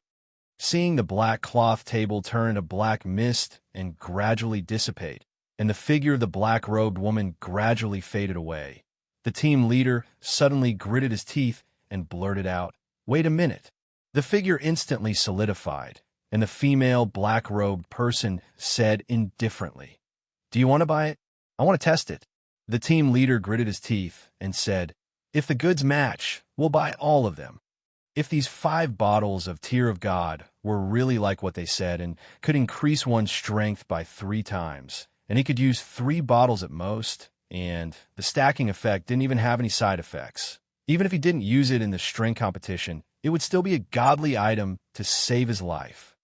Okay, the female black-robed person said indifferently. You can test it after paying the price of the first bottle of God's tears. I mean, I'll test it first. If it's true, I'll buy it. Goodbye. The figure of the female black-robed person faded away again. Wait a minute. Wait a minute. The knowledgeable team member hurriedly shouted, I'll buy it. I'll buy it. The figure of the female black-robed person that was about to disappear instantly reappeared, and at the same time, a bottle emitting azure light directly appeared in front of the knowledgeable team member. But at the same time, the body of this knowledgeable team member instantly aged. He originally looked like he was in his 20s or 30s, but now he looked like a middle-aged man in his 40s or 50s with wrinkles on his face. The moment the bottle of secret medicine entered his hand, the female black-robed person also disappeared. This time, she really disappeared. Everyone was shocked, and the team leader even said in horror, You're crazy. I'm not crazy. You really don't know the value of the secret medicine of Pansy. The knowledgeable team member held the bottle tightly. No matter what kind of medicine it is, it can be sold in the black market for enough wealth to make up for the loss of 30 years of life. It's not a loss. The team leader didn't feel good. If it weren't for the fact that this team member was his trusted subordinate who had followed him for many years. F***CK. He would have thought that this team member was an accomplice. Damn it. Did she really take away 30 years of your life? The team leader pulled the team member over at this time and sized him up from head to toe. At this time, this trusted team member suddenly gritted his teeth and opened the bottle of secret medicine. Then, he carefully wiped the medicine on his fingertips, just a little wet, and directly put it into his mouth. How? How is it? Everyone watched nervously. In an instant, a terrifying water power directly erupted from this team member's body. This explosive power directly surpassed that of the team leader. At this time, a huge water dragon condensed behind this team member. Everyone gradually felt the huge pressure of this huge water dragon. However, this huge water dragon, just as it formed, completely disappeared in the next moment. This knowledgeable team member's powerful fluctuation of power also rapidly decreased. It's true, the team leader suddenly shivered and screamed, Go and find her. She should still be nearby. We must hurry and get all of them before others buy them. End of this chapter. Chapter 1993. The situation was like this. In a large area of the suburbs, all the transcendent delegations seemed to have quieted down. They seemed to be looking for something. But if you asked them what they were looking for, they would usually give some nonsensical reasons. For example, something like they had lost their godly item, the rubber ring, or the dragon had stolen their home and they had to move their base. Some even said that it was because the mobile phone signal was too bad and that the brand of the mobile phone was a piece of trash. Some even said something like, I'm here to take a video. All right, as long as it doesn't cause any particularly troublesome trouble, the Shinjo Administration Bureau, which is monitoring outside, simply won't look for trouble. This strange phenomenon lasted until the evening before it gradually disappeared. Those transcendent delegations seemed to have returned to their original place of hunting. It was just that such a move would inevitably result in a clash between the two parties. At this time, a small team from the Native Americans met with a group of black uncle wizards. But nothing unpleasant happened. Not only did they greet each other cordially, they even added each other as friends. I'll let you guys be proud for a while. Don't let me see you guys tomorrow, or I'll make you kneel down and call me daddy. These 3 bottles of Tear of God are enough for us to reach the top. I'll let you guys be proud for a while. Don't let me see you guys tomorrow, or I'll make you kneel down and call me daddy. With these bottles of Tear of God, smiling proudly, the small team from the Native Americans and the black uncle wizards reluctantly said goodbye to each other. Do your best tomorrow. Friendship first, competition second. You guys too. I'm also looking forward to the scenery of the prairie. Do your best. Ugh. Pooh. Damn it. We can't find it anywhere. No. We must find it before tomorrow. There seemed to be a team of water messengers. Even in the evening, they were still wandering around the temporary base of various transcendent organizations in the suburbs. They didn't take the initiative to approach and only observed from afar. Their actions were very suspicious and even attracted the hostility of many teams. Everyone was preparing in full swing. Boss Luo took a nap. When Miss May came back from harvesting a batch of chives, he just woke up. Then, he received the notification that the money had been transferred. Alters received 8,820 years. So many. Boss Luo curiously looked at the servant girl who acted as if nothing had happened. How did you do it? In fact, because they were all high-quality life years, after deducting the cost of moving, there should still be a lot of life years left. It's almost dinner time. I have to prepare dinner for the master. Otherwise, it should be more than 10,000 yuan. The servant girl smiled and said, but it's enough. Boss Luo couldn't help but ask curiously, this God's Tier seems similar to the God's Tier from the Michael Club? It's the complete version of Heaven's Tears. Miss Maid said, the formula of the secret medicine was sold at that time. Because of the price, some important raw materials were cut and simplified. Boss Luo nodded. After thinking for a while, he said, God's Tier. Is it really the tear of God? How can it be? Miss Maid shook her head and said, God's Tier is one of the top materials in the field of alchemy and secret medicine. The effect of a single drop of God's Tier is many times more powerful than a bottle of God's Tier. The raw material of God's Tier is mainly the tears of angels. Angels' tear? Boss Luo couldn't help but blink. He asked curiously, where did you get so many tears of angels? You didn't use anything to exchange for items. Miss Maid smiled and said, I collected some in the past. It's about a few cubic meters. A few cubic meters? Boss Luo remembered that Miss Maid's predecessor was the existence of the heaven's holy angel. She even had a holy angel legion that was responsible for the exploration of the subdimension void world. Could it be? So, some of Miss Maid's personality was actually brought with her. She didn't develop it after becoming a maid of the shop. Boss Luo gave up the idea of digging deeper and started to prepare dinner with Miss Maid. Well, if everyone used the power of God's Tier, the result would be the same as if they didn't use it. When cutting vegetables, Boss Luo suddenly thought of such a false proposition. So, Miss Maid sacrificed nearly 9,000 years of life for nothing. But the result would be the same?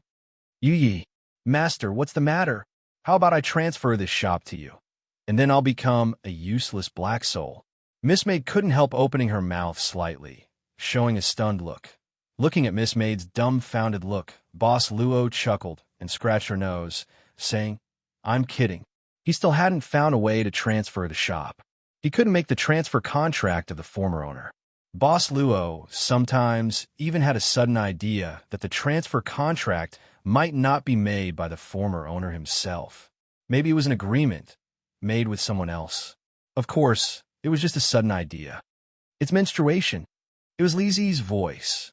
Annie Ren and Lizzie just came back. Is there anything to eat? Without saying anything, Lizzie rushed into the kitchen, grabbed a cucumber, and bit it off in front of Boss Luo. There will be food soon. You can have a rest first. The servant girl raised the spatula and said with a smile, Today I want to challenge the Sichuan cuisine. Really? Lizzie's eyes suddenly lit up. At this time, Annie Rin suddenly called Boss Luo, Come here, I have something to discuss with you. Balcony. Annie Rin opened her mouth to say something, but she couldn't seem to say anything. What's the matter? Boss Luo asked patiently. At this time, Annie Rin suddenly came over, grabbed Boss Luo's arm, and said in a sweet voice, Son, have you ever felt lonely in your life? Boss Luo directly asked her to speak human language. Auntie Rin suddenly rolled her eyes and reached out to pat Boss Luo's head, but she was reluctant to use force. She just patted lightly and said in a bad mood, I mean, when you were young, had you ever thought about having a brother or sister? No, Boss Luo directly said. Annie Rin was startled and immediately frowned.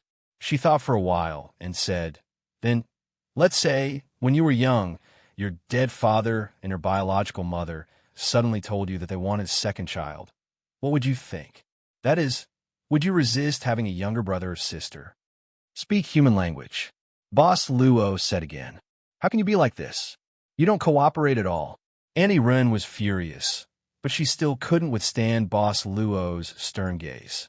She felt that she was at the bottom of the food chain in this family. She stuttered, I, recently, suddenly had an idea to raise a child. It's a little girl, about 13 or 14 years old. She's very obedient and has a pitiful body. Raise a child? Boss Luo asked knowingly. Ren Xiling nodded, then thought for a while and said, Actually, I've thought about it.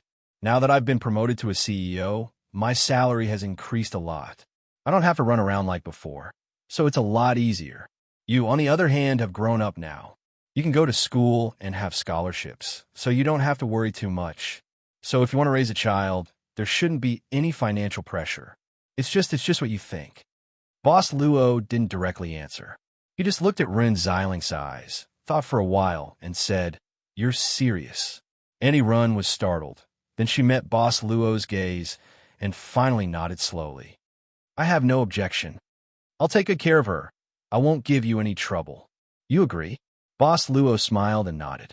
Auntie Ren directly wanted to hug Boss Luo and give him a kiss, but Boss Luo covered her mouth with one hand and said indifferently, It's dirty. Don't touch me. Auntie Ren was also angry at this time. I don't care. I want a hug. I must hug today. Boss Luo didn't use much strength and just pushed her away. They were in a deadlock until Miss Maid called for dinner. I'll start training tonight. When I have six-pack abs, I'll be omnipotent. At the dining table, Auntie Ren hummed and threatened. Lizzie looked at Auntie Ren's stomach that would show a small circle once she relaxed. She always felt that it was so difficult. This should be the place. Nan Xiaonan finally came to this temple according to the address given by Red Queen. It was too easy to find traces of human daily life on the internet. Red Queen had the ability to filter useful information from all kinds of information. In this way, Red Queen might be able to easily determine who she was currently in contact with. Red Queen might not know the ultimate purpose of her contact with Mr. Jean and others, but under the analysis of big data, she wouldn't be able to find any ulterior motives. She always felt that she was completely under the surveillance of Red Queen along the way. Whether it was the electronic devices on the street or the mobile phone lenses in the hands of passers-by. At this time, stepping into this antique temple that didn't seem to have many traces of modernity, Nan Xiaonan also felt a little safe. What was she thinking? She was still holding her mobile phone. Female benefactor, may I ask if you want to offer incense or take blessings? Can I take a short video? Female benefactor, please help yourself. Just don't go near forbidden areas. Nan Xiaonan immediately laughed awkwardly, then picked up her mobile phone from the receptionist and pretended to walk into the temple. Although this temple wasn't big, it wasn't small either. It wasn't easy to find someone here in such a short time. Although this temple was remote, it was actually in the Forbidden City. She should be in the state of an ordinary person, so naturally, she was in the state of an ordinary person. Xing Chuang couldn't help her. But at this time, a location message suddenly appeared on her mobile phone. Nan Xiaonan almost didn't need to think, and she knew that this was the work of Red Queen. This guy obviously hacked into Mr. Jin's electronic devices at the same time. Although she knew Mr. Jin's location, Nan Xiaonan couldn't help but feel a little troubled at this time. She wanted to get in touch with Mr. Jin's team, but obviously, this operation was not in her original plan. She deliberately moved to a village in the city so that their daily meetings wouldn't be too abrupt, but if they could still meet in such a remote place, the traces were too obvious. Wouldn't such a coincidence make Mr. Jean suspicious? Just as Nan Xiaonan was hesitating, another message was sent to her mobile phone. She looked down, and her expression became strange. Because this time, the message sent by Red Queen was the message of a token. There was even the information of the token's owner. At this time, Nan Xiaonan's mobile phone rang. It was an unfamiliar number. She thought it was Red Queen, but after picking up, she felt uncomfortable. Hello, Tuan Tuan, is this Lady Nan? I bought the ingots, candles, and incense oil you wanted. In front of the hall, an old sorcerer was reciting scriptures. Mr. Jean was sitting on a futon with his eyes closed.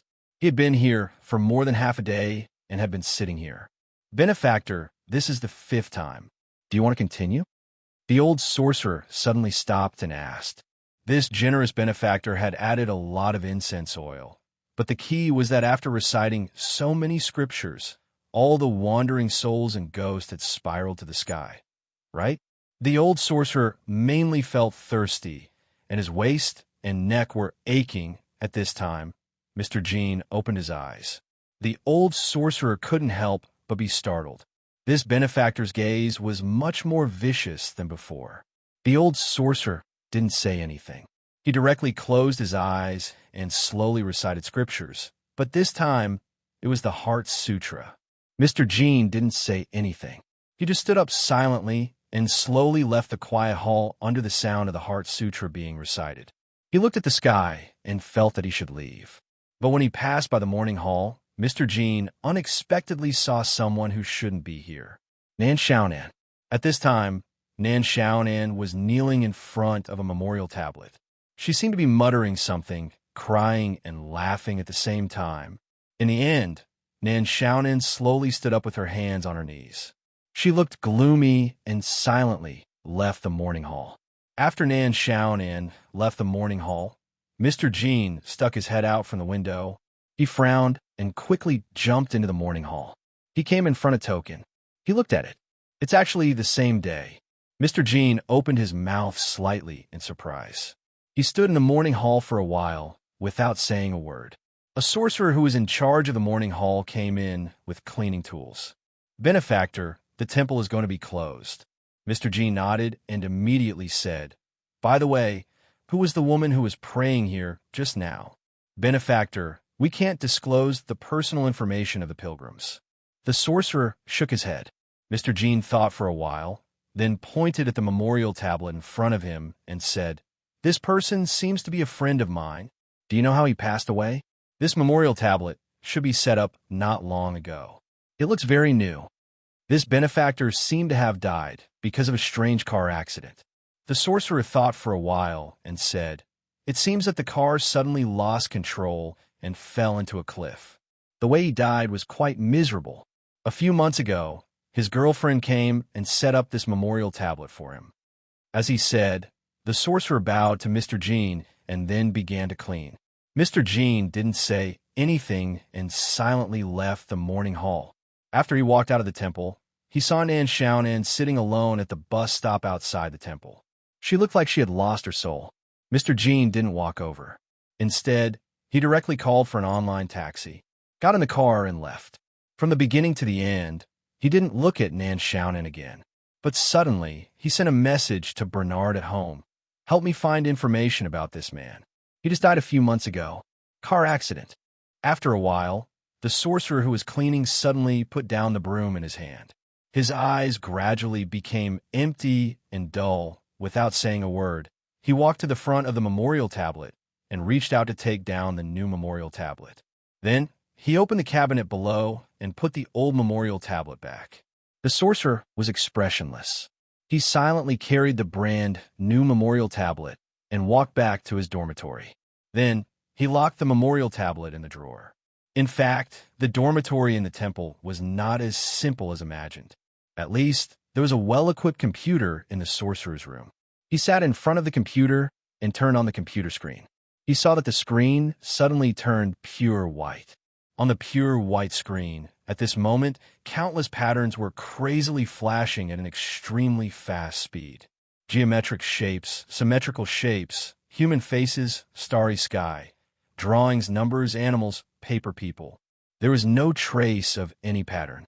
The sorcerer's eyes reflected a large number of irregular pictures. He sat motionless like a puppet. Suddenly, the screen turned dark and then turned off. The sorcerer suddenly woke up. His eyes returned to normal. He looked around in confusion and finally muttered to himself in confusion, Why did I come back? Chapter 1994. Bernard was indeed an indispensable technical member of the team. When Mr. Jean returned to the second-hand electrical appliance store, he had already sent a detailed information. Bernard didn't ask why Mr. Jean wanted to look for this information, because Mr. Jean would take the initiative to say it. They had promised each other not to have unnecessary secrets. Do you still suspect this female worker? After knowing the reason, Bernard went straight to the essence of the problem. Mr. Jean just responded indifferently. He doesn't believe in such things as fate, let alone too many coincidences. But you may be disappointed. She should be the same as us. She just couldn't do anything. Bernard shook his head and said, I confidently analyze that this is really a coincidence. There is no problem with this information, unless someone's technology can surpass mine. But even so, it can't erase any traces of disharmony in the sea of information. That's not a field that mortals can do. Mr. Jean didn't say anything more. He was the leader of the team, but he didn't have the final say. Don't call me for dinner. I'm not hungry. Mr. Jean went directly into his small dark room. He just turned on the small lamp on the table, then opened the information sent by Bernard and read it carefully. It was a report about the scene of the car accident. The information was detailed, even the autopsy report. There are several claw marks of different shapes on the front cover of the car. The shortest is 34 centimeters long. It is suspected to be caused by some super large beast. In addition, there are more than 39 bite wounds on the body. The flesh is badly mutilated. The word confidential was written on the report. It was compared to the information reported in the conventional news. Obviously, the conventional reports didn't describe this. After a long time, Mr. Jean slowly sighed. Is she also a victim?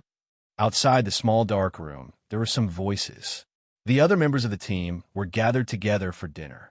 Listening to the voices of the people outside, Mr. Jean slowly opened the drawer. He took out a small bottle, poured out some pills, and took them. He took off his hat, and the burning sensation on the scar on the top of his head subsided little by little. His eyes were slightly closed and blurred. In the blurred state, he seemed to smell the fragrance of flowers. In the middle of a flower bed, there was a woman with a sweet smile. She sat there and used the little yellow flowers around her to weave a garland. Suddenly, the woman's smile froze. Then, her body exploded. Blood and flesh splattered everywhere, dyeing a large area of the flower bed red, as well as his entire face. At the airport, a sneaky figure was quickly jumping off the van that was transporting the passengers' luggage. Then he tried to rush into the passenger passageway at an extremely fast speed before the passengers walked out of the cabin door. But at this moment, a mysterious force lifted this sneaky figure and pulled it into the air. Not long after, the sneaky figure was directly thrown to the roof of the departure hall. Divine ability, diamond body. The moment the sneaky figure fell, he suddenly shouted loudly. Then he struggled with both hands, as if he had broken free from the mysterious force that lifted him up and finally landed safely on the ground. Big brother, you're messing with me again. A sneaky figure. Zhuai Feng muttered in dissatisfaction. I'm messing with you. And Mo Xiaofei suddenly said angrily, I arrived here in the evening and didn't even have dinner. I just sat here and waited for you. Big brother, you've worked hard. I'll apologize to you. Zhuai Feng suddenly smiled embarrassedly, and then took out a big package from his arms. Want some beef jerky? And Mo Xiaofei shook his head. His fingers moved slightly, and he pulled Zhuai Feng directly to his front with his mind power. He knocked Zhuai Feng's head directly. Do you know you're messing around now? You left the land of inheritance without permission. If the Greedy Wolf clan knew about it, wouldn't it be chaotic? They have been waiting for so many years for you, the reincarnation of the Greedy Wolf star. Zhuai Feng held his head and said pitifully, They are waiting for the Greedy Wolf star, not me. And, as long as you don't say anything, it's too late. I've already told Zixing that you sneaked out. And Mo Xiaofei interrupted directly at this time. What? Zhuai Feng was taken aback. Then, Zhuai Feng's face changed slightly, and he chose to turn around abruptly. Behind him, the Greedy Wolf young master Zixing and 2 Wolf Clan members were already walking toward him. Zhuai Feng swallowed his saliva and subconsciously wanted to slip away, but the air around him instantly solidified, directly imprisoning him. Zhuai Feng looked at Mo Xiaofei beside him in despair. Big Brother's mind power has always been terrifying. It seems that he has strengthened a little after not seeing him for a while. It was not that he did not have the ability to break free, but once he fought, there would be a lot of movements. Every time the greedy wolf star's magical power was used, it was like adding a flash effect. Seeing that Zixing and the others had come, Zhuefeng had to say, Good evening, Zixing. And you, too. Zixing stared blankly at this time. After a while, she slowly knelt down on one knee. Zixing greets greedy wolf, Star Monarch. Star Monarch came from afar to participate in the power conference. It's Zixing's incompetence that disturbed Star Monarch's meditation. Please punish me. Please punish us. The two greedy wolf clan members of Zixing also knelt down at this time. Zhuefeng opened his mouth at this time and said anxiously, It's not like this. I sneaked out. Why do you want me to punish you? It's not like this. Star Monarch should be meditating in the land of inheritance. It's Zixing and our clansmen who didn't serve you well, so we let Star Monarch leave. The clansmen who serve Star Monarch should be punished. Zixing is incompetent, so she should be punished. Zixing lowered her head and said slowly, The clansmen who are responsible for serving Star Monarch will be deducted 1 year's supply from today. After Zixing returns to the clan, she will enter the Grand Canyon for 10 days. The Grand Canyon on the plateau could blow a terrible gale that could tear human flesh apart. It was also a bitterly cold place. 10 days was not an easy task. Wait, don't mess around. What's wrong with them? It's obviously me. Zhuefeng was about to argue. Mo Xiaofei suddenly pressed Zhuefeng's shoulder and immediately shook his head, motioning Zhuefeng not to say anything more. Zhuefeng was a little anxious, but the restrictive force around him was still there, forcing Zhuefeng's eyes to gradually reveal a strange golden light. If you use your divine power here, Zixing will probably increase her punishment, Mo Xiaofei said coldly. Zhuefeng was like a deflated balloon. Mo Xiaofei said at this time, Since you're already here, don't stay here, lest others see you and cause unnecessary trouble. Young Master Zixing, Zhuefeng was born in this city, and this is his original home. Let him stay at my place tonight. Star Monarch should return to the clan immediately. Zixing shook her head at this time. With Zhuefeng's character, you don't need to worry about him returning alone. Mo Xiaofei said indifferently. Or, are you going to send someone to escort him all the way? At this critical juncture, can your people leave? Don't use any means of self-punishment. Zhuefeng is still the Star Monarch of your greedy wolf clan. If he is unhappy, he will abolish your punishment. Do you still want to defy the order of the Star Monarch? Yes. I said no punishment, so no punishment. Zhuefeng hurriedly said at this time. This is an order. I'm the greedy wolf Star Monarch. You said it. Since you don't listen to me, then I won't be the Star Monarch anymore. I'll run away from home. I'll wander. Zixing finally sighed slowly, then said with a helpless look, Then, let's listen to Sir Mo. It's just about tomorrow's meeting. We must not let the Star Monarch. Let's talk about tomorrow's matter tomorrow. Mo Xiaofei interrupted directly at this time. Tomorrow is not here yet. Why are you in such a hurry? Zixing seemed to be speechless, so she simply kept silent. The young master didn't dare to say more, and the two greedy wolf clan experts could only keep silent. You go back first. Mo Xiaofei said directly at this time. Since you intend to participate in tomorrow's competition, have a good rest tonight. Don't worry about other things. Zixing frowned and said, Since the Star Monarch is here, as the greedy wolf witch, I need to serve by his side. How old are you? You don't need to serve me. Mo Xiaofei waved his hand directly and said, If you really want to serve me, wait a few more years. Besides, what can happen in the Forbidden City? Or do you suspect that I will harm Zhuefeng? Zixing doesn't dare. Zixing shook her head. Since Sir Mo has made such a decision, then Zixing can only obey.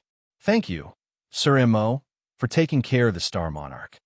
After a while, Zixing's young master left with the two greedy wolf clan experts with a heavy heart. Mo Xiaofei slowly breathed a sigh of relief at this time. He found that Zhuefeng was looking at him with a strange expression at this time, so he couldn't help but wonder, Is there something on my face? Big brother, didn't you notice that you looked very fierce just now? Zhuefeng said blankly. Me? Mo Xiaofei frowned a little in surprise. Fierce. How should I put it? Windchaser thought for a while and said, I can't say that he is fierce. I just feel that he is special, just like the discipline director in the school. He is very scary? It was just like when he suffered from soul loss in the Penglai treasure house. When he changed into a different person, it made people subconsciously unwilling to disobey. What kind of metaphor is this? Mo Xiaofei suddenly laughed. Zhui Feng smirked for a while and immediately threw away all his unhappiness. He put his hands on his waist and laughed at the tarmac outside. My master Zhui Feng is back again. Tremble. The world. Come on, do you think you don't have enough dark history in the past? Mo Xiaofei directly knocked on the back of Zhui Feng's head. Are you hungry? I'm hungry. Zhui Feng squatted on the ground at once. His tail was exposed and wagging. Don't act like a husky. If Zixing and the others see it, they will fight me to the death. Mo Xiaofei shook his head. You're the big brother. You will be the big brother for the rest of your life. The young man's world had always been so simple. At the same airport, in another terminal building, Mr. Gareth had arrived early since receiving the Queen's secret order. Because they didn't consider the situation of the power conference, only Gareth, one of the 12 inherited knights, led the knight mechanism this time. It was due to the severe lack of manpower in Britain. After all, there had been a series of extraordinary events that left a terrible impact within Britain's borders not long ago. The 12 knights scattered in Britain were busy putting out fires everywhere at this time. This time, under the Queen's secret order, Lancelot could come to support, which was beyond Mr. Gareth's expectation. After all, among the 12 knights today, Lancelot may not be the strongest, but her comprehensive strength could be ranked in the top 3. The most important thing was that Lancelot's character was relatively stable. She was serious and responsible. Among the 12 knights full of addicts, problem children, and even lunatics, Lancelot was simply a clear stream. And she was a female. Female. Sir Gareth, it should be time. Why haven't I seen Knight Lancelot yet? Maybe there was a problem when taking the luggage. Let's wait and see. It's still early, Mr. Gareth said calmly. As a loyal and righteous knight, one should not be greedy for pleasure. So, even if it was a business trip, it was a virtue to take the economy class. Even in a noisy and crowded environment, it could train one's inner peace. Her Majesty the Queen said so. Lancelot believed it. Although she was more suspicious, it was simply because Her Majesty the Queen was more stingy. It shouldn't be checked. Standing in front of the transport belt, Lancelot sighed quietly. She was not dressed as a deacon at this time, but simply wore a more leisurely dress. She looked like a model, and no one would associate her with the 12 knights of the British knight mechanism. Finally, the luggage appeared in Lancelot's sight. She, who was a little irritated from waiting, quickly walked over, reached out, and directly picked up the luggage between the two aunties. But at this time, another hand with a white glove grabbed the handle of the luggage at the same time. Lancelot frowned subconsciously, looking at the owner of the white glove. He looked like an extremely ordinary guy in his early 30s. He wore round-rimmed glasses, and his messy mid-length hair was tied up casually. He wore a loose cotton shirt, which was slightly yellowish. This luggage should be mine. You see, my name is written on it. The man smiled slightly at this time. I think our luggage is probably the same. Fortunately, we didn't mix it up. Lancelot nodded slightly. She had already seen the sticky note stuck on the suitcase. Indeed, it wasn't her name. Instead, it was written, Pu Lin. That should be yours. The man pointed at this time. Another identical luggage was slowly brought out from the conveyor belt at this time. As he said, the man took the initiative to take the luggage out. After looking at it casually, he smiled and said, Miss Lancelot, a very special name. Thank you. Lancelot nodded indifferently and immediately picked up her own luggage. You're welcome. The man smiled slightly. Then after saying goodbye, he pulled his luggage and walked slowly into the crowd of people exiting the gate. Lancelot found that this man was really quite ordinary. She even couldn't remember what this man looked like. He was the type that would be quickly lost in the crowd. The only thing she seemed to remember was the white gloves on the hands of this man named Poulin. Thinking of this, Lancelot took out the phone casually. Gareth, I have arrived. Chapter 1995. After Mr. Gareth received Lancelot at the airport, he did not immediately return to the hotel where he was staying. At Lancelot's request, they went to a deserted place in the suburbs. It should be about time. Lancelot, let's do it like this. Lancelot nodded at this time and immediately opened her hands slightly, as if she was chanting something. Light was slowly released from her body. This was the incantation to summon the 12 Knights' armor of inheritance. Mr. Gareth did not know the reason why Lancelot suddenly chanted the incantation. After a moment, Lancelot had turned into a knight in black armor. She said directly, Gareth, don't be stunned. Summon the armor of inheritance. You want to practice with me before tomorrow's competition? Mr. Gareth could not help but ask subconsciously. Lancelot said directly, you and the two of you work together. If Farrell is nearby, he will naturally feel the binding power of the Round Table Agreement. I want to see him. What did you say? Mr. Gareth was shocked. Mr. Gareth naturally would not hide such a big thing as encountering Farrell in the city of exclusion from the Queen of Britain. But Her Majesty the Queen did not give any further instructions, only letting Gareth take good care of him. It was just that Farrell disappeared again the day before the summit meeting was about to start, and Mr. Gareth had no clue during this time. The so-called Round Table Agreement was an oath that had been signed since the establishment of the 12 Knights of the Round Table. But this oath did not have any substantial binding force. It was more like a signal. When the signal appeared, the 12 knights who were nearby had to obey the ancient oath and provide support to their companions. Of course, there was no punishment for not obeying. It was rooted in the noble character of the knights. Mr. Gareth never thought that if he summoned this ancient covenant, Farrell would obediently show up. The guy was crazy. How could he be so obedient? But what surprised Gareth was that when he could not resist Lancelot's gaze and summoned this ancient covenant with her, Farrell really showed up. Damn it, I've been looking for him all this time for nothing. Mr. Gareth's mentality collapsed on the spot. Farrell had indeed appeared, silently. Not even the slightest movement of the airflow was produced. Like a ghost, he appeared in front of Mr. Gareth and Lancelot. He was still wearing the same wrinkled white suit. Nothing had changed from what Gareth had seen a few days ago. It wasn't that there wasn't the slightest difference. If one had to point out something, it would be that Farrell seemed a little more solemn, as if he was a little tired. The Knight's Ancient Covenant. Farrell stood with his hands behind his back and said indifferently, I thought you had already forgotten about this ancient covenant. What business do you have with me? Even when facing Farrell in his normal state, Mr. Gareth, who was already wearing the legacy armor, was still extremely nervous. But at this moment, Lancelot, who was dressed in black armor, waved her hand, and the suitcase that she had brought along with her suddenly broke open. What broke open was only the outer layer of the suitcase. Surprisingly, there was a golden cabinet in the luggage. At this moment, the cabinet slowly opened. After a while, an upright, obtuse sword slowly appeared in front of Mr. Gareth and Farrell. This is... Mr. Gareth's gaze turned cold, and his expression instantly became extremely serious. Caddoner. At this moment, the obtuse sword directly flew into Lancelot's hand. Lancelot was now holding the sword and straightening her body. At the same time, Farrell walked forward expressionlessly.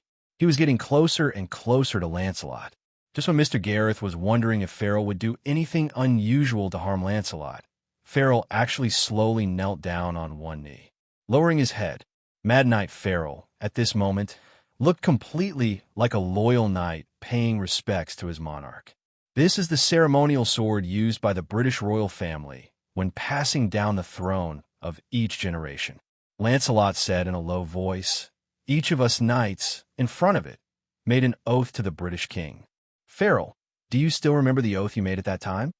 I swear on my life that I will dedicate everything to you, Your Majesty the King. I will always remember humility, honor, sacrifice, valor, mercy, spirit, honesty, and justice. My sword is here, Before I fall, and I will protect you. After I die, my soul will also guard your territory. My loyalty is my armor, and I will bleed for you until the end of my life. My sword is here.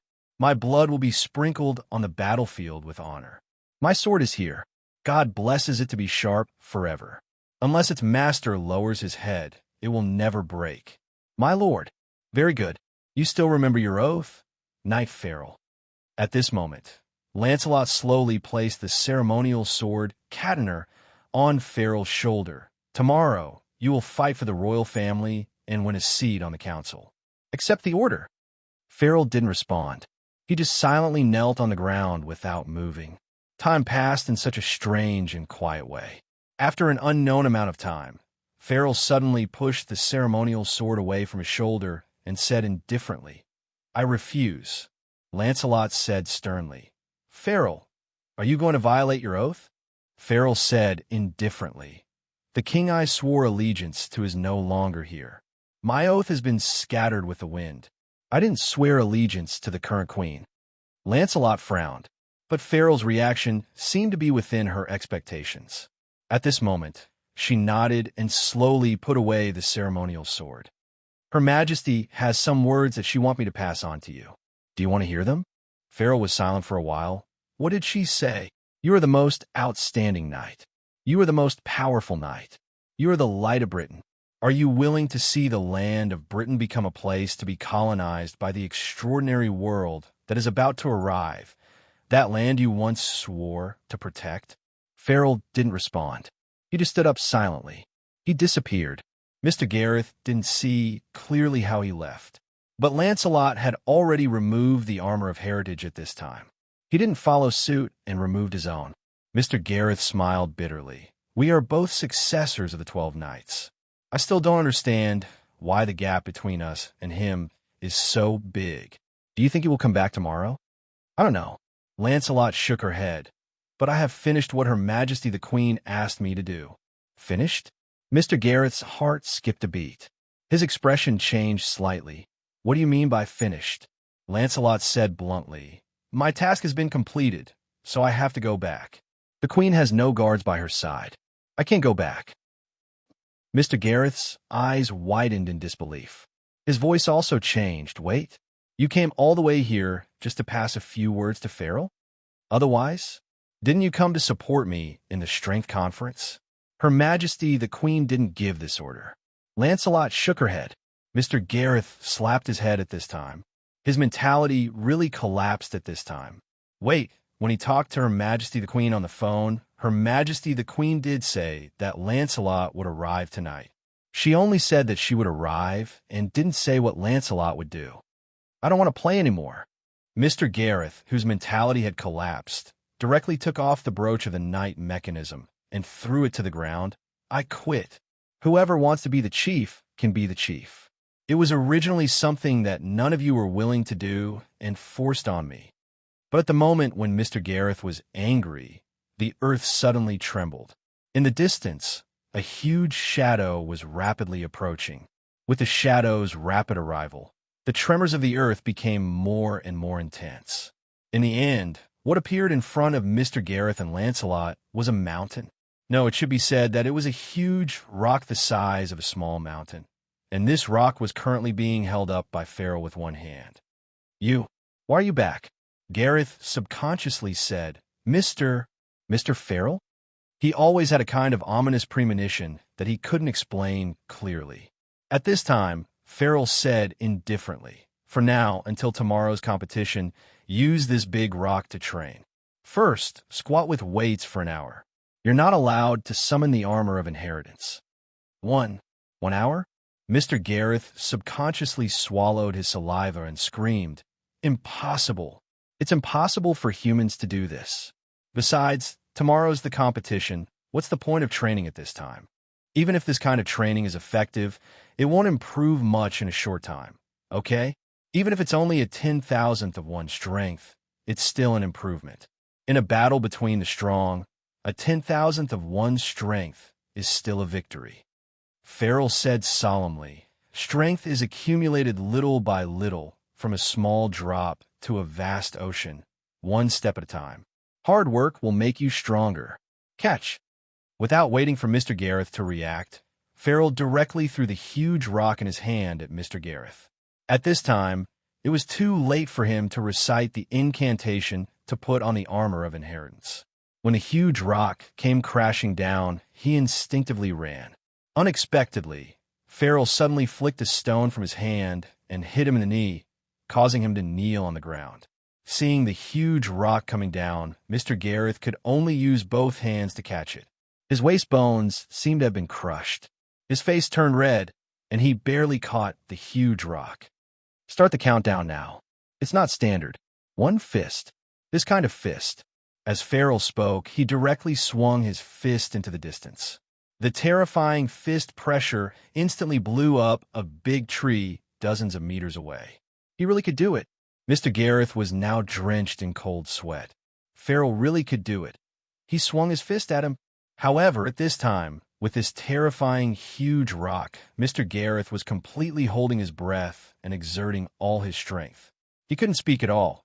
He seriously suspected that this huge rock was directly dug out by Farrell from the circle of mudstone mountains outside the city of Abstinence. Or he took it from the scene of the power conference that the administration was rapidly building. Seeing this, Lancelot was packing her luggage. After she peeled off the packaging of the luggage and pasted it back, she clapped her hands, pulled the handle of the luggage, and directly left. "Where are you going?" Farrell suddenly asked. "The task given to me by His Majesty has been completed." "Naturally, I should leave," Lancelot said indifferently. "For tomorrow's competition, I will support you in spirit." "You stay too," Farrell said directly. "After he finishes his squats, you change. Now use your fastest speed and swing your sword 10,000 times. It was not funny, not funny. Mr. Gareth swore that he was definitely not gloating at this time, because if he laughed, he would have a stroke, and if he had a stroke, he would be crushed into a meat patty. Later, Knight Lancelot, who was evaluated by Mr. Gareth as the most stable and normal among the 12 knights, had to take off her sandals and swing her sword in humiliation. In the distance, Mr. Song was looking at the huge rock and pondering in silence. When the incident happened, he was actually discussing some issues with Farrell. They no longer used mobile phones because Wolfgang was back, and he could be a tool and translator. But as he spoke, Farrell ran out without a word and came hither and thither to meet the 2 British knights. "I know a little about the knight mechanism," Wolfgang thought at this time, and said, "I also heard about this Farrell. Tell me about it." Mr. Song said indifferently. He and Farrell did not ask about each other's background out of respect for the strong. But this time, it was someone else who told him, so naturally it was a different matter. In a land of Eurasia, there was a terrible war 100 years ago. Wolfgang slowly talked about the war in Eurasia 100 years ago. As a transcendent being who had infiltrated this subworld with a recruitment mission, it was impossible for Wolfgang to rashly enter without investigating the slightest bit of information about Subworld 003. Since he discovered the subworld for the contribution of the organization, he had collected some information about the strong people in this world. Originally, Farrell was also on the list of people he planned to recruit. However, what Wolfgang did not expect was that he could actually meet the queen from hell in this subworld, the fallen morning star. Of course, it was to trick her. Thinking about it, if he could develop the fallen morning star into a subworld, it would be exciting, right? After that, the contribution points he would get would be enough for him to squander for a long time, right? After a while. If that's the case, the so-called fight against the demons is, in essence, a crusade against that magical shop. Mr. Song pondered and was about to say something, but suddenly his eyes moved and looked in another direction. In the distance, 3 figures were rapidly approaching. In an instant, "Your Holiness!" Gong Fanqing and Charlot walked over together. At that moment, Gong Fanqing was carrying an old man with a childish complexion and white hair. However, he appeared to be in an extremely sorry state. He was wearing a Taoist robe. "Who is this person?" Mr. Song frowned and asked. "Your Holiness, this person's Taoist name is Yang Taizi," Gong Fanqing said casually. is the current head of Huanjin's sect. I happened to meet him. Huanjin's sect? The successor of Tai Bai. Mr. Song nodded and muttered, as if he was thinking about something. Chapter 1996. Senior Yang Taizi was squatting on the ground with a dull look. He was asking why to himself. He should have a good hand of cards in his hands. Look, the mountain of his sect, Huanjin Dao, was actually very close to the city of abstinence. There were so many Taoist and monster territories in Kelowna, but none of them were as close as him. Although Huanjin Dao was a small sect, including Jean Eyre, there were only 2 people in the entire sect, but as the saying goes, there are too many monks and too little gruel. The master and disciple were in the same sect, and they even had their own mountain, so it was very comfortable to live there. What's more, Yang Taizi knew himself well. He didn't have much talent in cultivation. His current cultivation was achieved through hard work. Even with the recovery of his soul, Yang Taizi couldn't make many breakthroughs. It was estimated that he would remain like this for the rest of his life.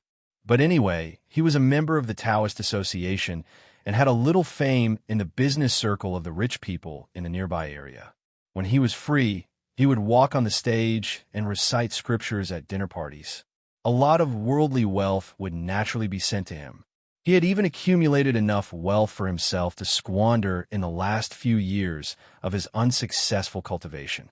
At the same time, he could also break the virginity technique that he had practiced for hundreds of years. Then, his life would not be in vain. But why was it like this? This old Taoist kept a low profile. If he couldn't win, he would run away. He only talked without fighting.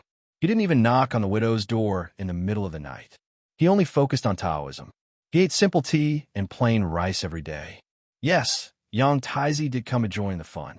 Huanjin Dao didn't have a sense of existence in the Taoist Association. Even many big sects didn't know about this sect if they didn't look at the list of the association. Therefore, Yang Taizi's name wasn't in the guest list of the Song Dynasty Hotel. Senior Yang Taizi was furious. He was lurking in the internal chat group of the Association of Dao Sects of the Divine Land every day, seeing those old guys who were about the same age as him hanging out with young models every day. He couldn't help but beat his chest and stamp his feet. No, I want to come too. That was probably what happened. Senior Yang Taizi rushed all the way from the mountain of Huanjin sect to the city of Forbidden and got on an online hailing car, arriving at the gate of Song Dynasty Hotel. I'm Yang Taizi, the current head of Huanjin Dao, the mainstay of the Taoist Association. I'm here for the meeting. Then, there was no more then. He was picked up by Gong Fanqing and Charlotte, who happened to pass by. Finally, he appeared here in front of Mr. Song. This was not the city of exclusion, and Mr. Song did not deliberately conceal himself on this trip. It was just that his breath was condensed and did not leak out, but the aura of a powerful person was there. What frightened Senior Yang Taizi was that he probably couldn't defeat any of them. He didn't know where they came from. However, the conversation between Mr. Song and Gong Fanqing seemed to be related to the Huanjin sect. How do you know my ancestors' names? Although Yang Taizi didn't know his situation, he was really curious about this guy who knew the origin of his sect. Mr. Song didn't say anything, but Gong Fanqing said indifferently, "Your ancestor used to chase after me. How come I don't know him?" Nonsense, how come my ancestor? Yang Taizi wanted to be tough. But Gong Fanqing, the female devil of Kelowna hundreds of years ago, made Senior Yang Taizi realize it himself. Mr. Song said, "I didn't expect the descendant of Green Lotus Sword Immortal to be so useless. All the nobles, generals, and ministers are nothing but a pile of yellow soil." Yang Taizi was angry, but he didn't dare to say anything. Huanjin Dao had indeed declined, and this had been recorded in the ancient books of this sect for hundreds of years. Huanjin Dao wasn't a big sect with a lot of followers, and it seemed to have a long history of laziness in accepting disciples. The ancestor only accepted 2 disciples, one of whom was even expelled from the sect. As for the other one, after the ancestor disappeared, there was no news about him. The current Huanjin Dao was actually picked up by a manservant who was responsible for tending the fire in the sect. This manservant was also a registered disciple of the ancestor, but he didn't learn any profound martial arts. After the ancestor disappeared, This manservant indeed integrated a new set of martial arts from the ancient books of the sect, but his achievement was limited. For so many years, the aura of heaven and earth was declining day by day, and the sect didn't have the support of the core martial arts. The inheritance of Green Lotus Sword Immortal in Kelowna had disappeared in the history. Only some real old guys in the Taoism Association had some impression of Huanjin Dao. To be honest, the reason why Huanjin Dao could be registered in the Taoism Association was that 100 Tribulation Taoist opened the back door for them. Yang Taizi heard that the ancestor Huanjin Dao had once guided this evergreen tree of the Taoism Association, so he probably came here to repay his kindness. However, as the current head of Huanjin Dao, how could he let it go when his sect was humiliated? I know my qualification is limited, and my achievement is also low. Yang Taizi suddenly stood up, his robe fluttering. You can humiliate me, but you can't humiliate our sect. What do you want? Mr. Song looked at him, his eyes sharp like a sword.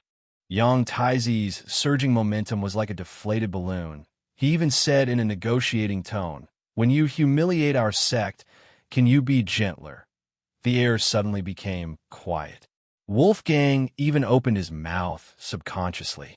He didn't know who Tai Bai Jinxing was. When he came to this subworld, there was no such person. Among the top experts in this subworld, there was no Green Lotus Sword Immortal that he could remember. Maybe it was a guy who always kept a low profile. When Wolfgang came to this subworld, he didn't even know the existence of Mr. Song, and he was freakishly powerful. Green Lotus Tai Bai's descendant is so timid. What's the use of keeping him? Mr. Song snorted, killing intent flashing through his eyes. At this time, Gong Fanqing suddenly said, Your Honor, please wait. Listen to me. Speak. Mr. Song directly put his hands behind his back and turned around. Gong Fanqing stepped forward, whispering, Your Honor, although Anjin's sect has declined, Tai Bai Jinxing's true descendant is still alive. Qin Haodong has gotten Tai Bai's Green Lotus Sword Song. If he can complete Sword Codex one day, I'm afraid he'll be a big disaster. This old Taoist is the last descendant of Anjin's sect. If we deal with him carelessly, I'm afraid we'll never be able to forgive Qin Haodong. Mr. Song said indifferently, Are you pleading for mercy for Anjin's sect? Gong Fanqing lowered his head and said, How would I dare to do that? It's just that your honor needs more help. That Qin guy's attainments in swordsmanship are not weak. In time, he might become another Green Lotus Sword Fairy. How could your honor bear to part with such a talent? It's not about giving up, it's about whether he can be used or not. Mr. Song said casually, Tai Bai Jinxing was proud all his life. He was never used by others. His sword is unyielding, so is his disciple. But Tai Bai Jinxing's disciple is a woman. Gong Fanqing said, As long as she's a woman, she won't be heartless. If your honor trusts me, I'll handle this matter. That Qin Haodong has a grudge with you. You treat her like an enemy. What do you plan to do? Mr. Song asked directly. Qin Shiyu didn't know the truth of Tai Bai Jinxing's disappearance. She thought I knew his whereabouts. So, I can use him as a bait. Gong Fanqing said slowly, As long as she still wants to find Tai Bai Jinxing, we have enough bargaining chips. Mr. Song was silent. After a while, Mr. Song said calmly, Well, I've already missed Tai Bai Jinxing. If I can get the new Sword Immortal into my pocket, I'll settle one of my worries. I'll leave this matter to you. Yes, your honor. Besides, Mr. Song suddenly turned around, looking straight at Yang Taizi. Tomorrow's power conference. Let's attend it in the name of Anjin's sect. I want to make Anjin's sect's name resound in Kelowna once again. Senior Yang Taizi was shocked, saying what? At this moment, Gong Fanqing also looked at Mr. Song in surprise, but she soon understood the intention of Mr. Song. He was trying to lure Qin Shiyu out. The best way was to make Anjin's sect's name appear in the eyes of the world, and this power conference was obviously the best opportunity. As for whether his honor had other intentions, Gong Fanqing couldn't guess. The imperial family's thoughts were always unpredictable. Should we give Farrell a heads up? Seeing Mr. Song was about to leave, Wolfgang came forward and asked. Mr. Song waved his hand. No need. He knows I'm coming, so he'll know I'm leaving. Midnight was the time when the vampires were at their most energetic. The representatives of the 13 clans chose to leave the Forbidden City at this time and came to a camp that had been set up in the outskirts of the city long ago. Many supernatural representatives chose to leave the city one day or half a day earlier for preparation, so Baelgang's group didn't encounter too many obstacles when they left the city. After a series of reports, the agents of the administration who were checking on the road directly let them go.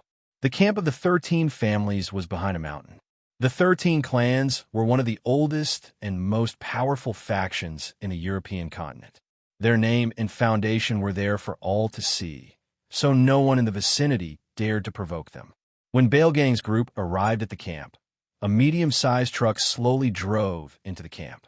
The vampires of the 13 families immediately came forward and surrounded the truck. Obviously, they didn't know the arrival of this truck. "You can leave first. Leave this to me." At this time, Baelgan ordered the vampires who came with him to retreat and then left him alone. At this time, the door of the truck opened, and a young man with a cold face jumped out. It was a young man with silver palms, Gong Sun Jishui. I said, "If there's nothing, we don't need to meet again." Baelgang said indifferently, "I don't remember your master being so clingy." "The Grand Duke is joking." Gong Sun Jishui said expressionlessly, "My master knows that the Grand Duke is going to participate in the strength competition tomorrow, so he specially asked me to send you a gift, hoping that the Grand Duke can win in the competition tomorrow." "Gift?" Baelgang frowned slightly. Gong Sun Jishui went directly to the back of the truck and opened the door of the truck. Suddenly, a mist slowly escaped from the truck. Baelgang walked forward and looked directly into the truck. A little light was enough for vampires to see everything in the darkness. This is a fighter," Gong Sun Jishui said slowly, "just like the fighters in the ancient Roman arena." Baelgang frowned. Inside the box was a creature that had a hard shell like a stratum corneum all over its body, but its head was covered with an alloy helmet. At this time, its entire body was pierced with hundreds of steel needles. It looked like a worm, but not a worm, but not a human. The existence of those steel needles seemed to be able to restrict the movement of this strange fighter, but at this time, from the half-open eyes, Baelgang saw madness and confusion. Tomorrow's strength competition will gather the powerful transcendents from all over the world. Is this fighter enough to deal with it? Baelgang said doubtfully. The Grand Duke can give it a try. At this time, Gong Sun Jishui directly reached out and grabbed 3 steel needles from the strange fighter's body. In an instant, the eyes of the fighter in the box instantly turned into a bloody vortex. With a sonic boom, the entire truck exploded into pieces. A sharp blade shot out from the arm of the strange fighter and stabbed at Baelgang. But when the sharp blade was about to pierce Baelgang, it seemed to be rolled up by an invisible tentacle. "Is that it?" Baelgang said casually. "My young master said that when all the steel needles are pulled out, it can temporarily exert the power of peak transcendence." Gong Sun Jishui said and waved his hand. The 3 steel needles in his hand once again shot into the body of the strange fighter. The strange fighter fell to the ground all of a sudden, but it was still struggling like a trapped beast. Baelgang looked at it and shook his head. "To what extent did you destroy this guy's mind? A beast that has lost its mind and only knows how to destroy is not very useful. Take this bell." Gong Sun Jishui threw out a bell. "The sound of the bell can simply drive it to be used by you." Baelgang took a deep look at Gong Sun Jishui and took the bell. He pondered for a moment and then said indifferently, "Gong Sun Shiyu, why did you help me?" Gong Sun Jishui said, "My young master is the seat of the sun, but Grand Duke, you are also the seed of the moon. The sun and the moon should help each other. But unfortunately, the moon, don't like to borrow the sun's light." Baelgang chuckled. "Okay, I will accept this gift for the time being.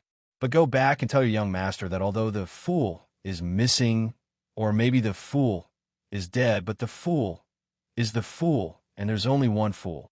Not everyone can replace him. I will pass on the Grand Duke's words to my young master."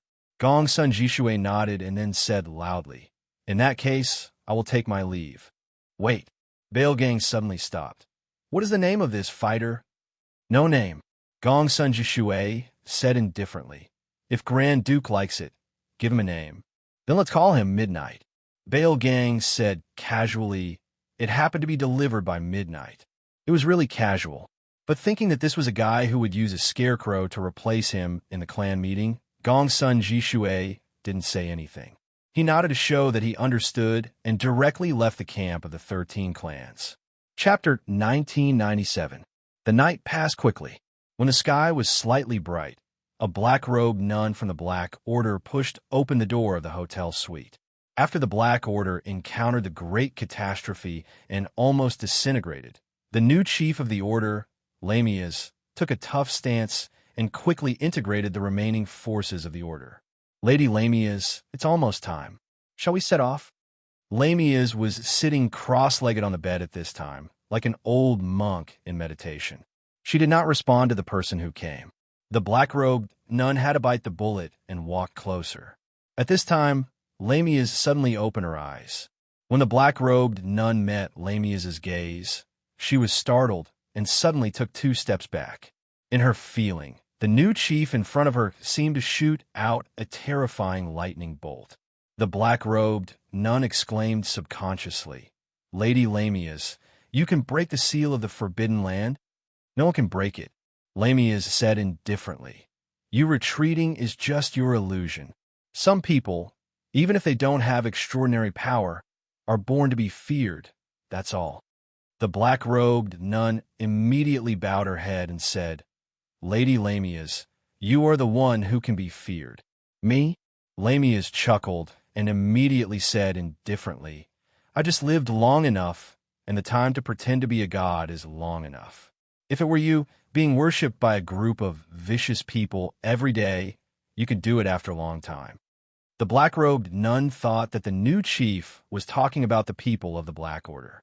She thought that the new chief had only been in office for a short time.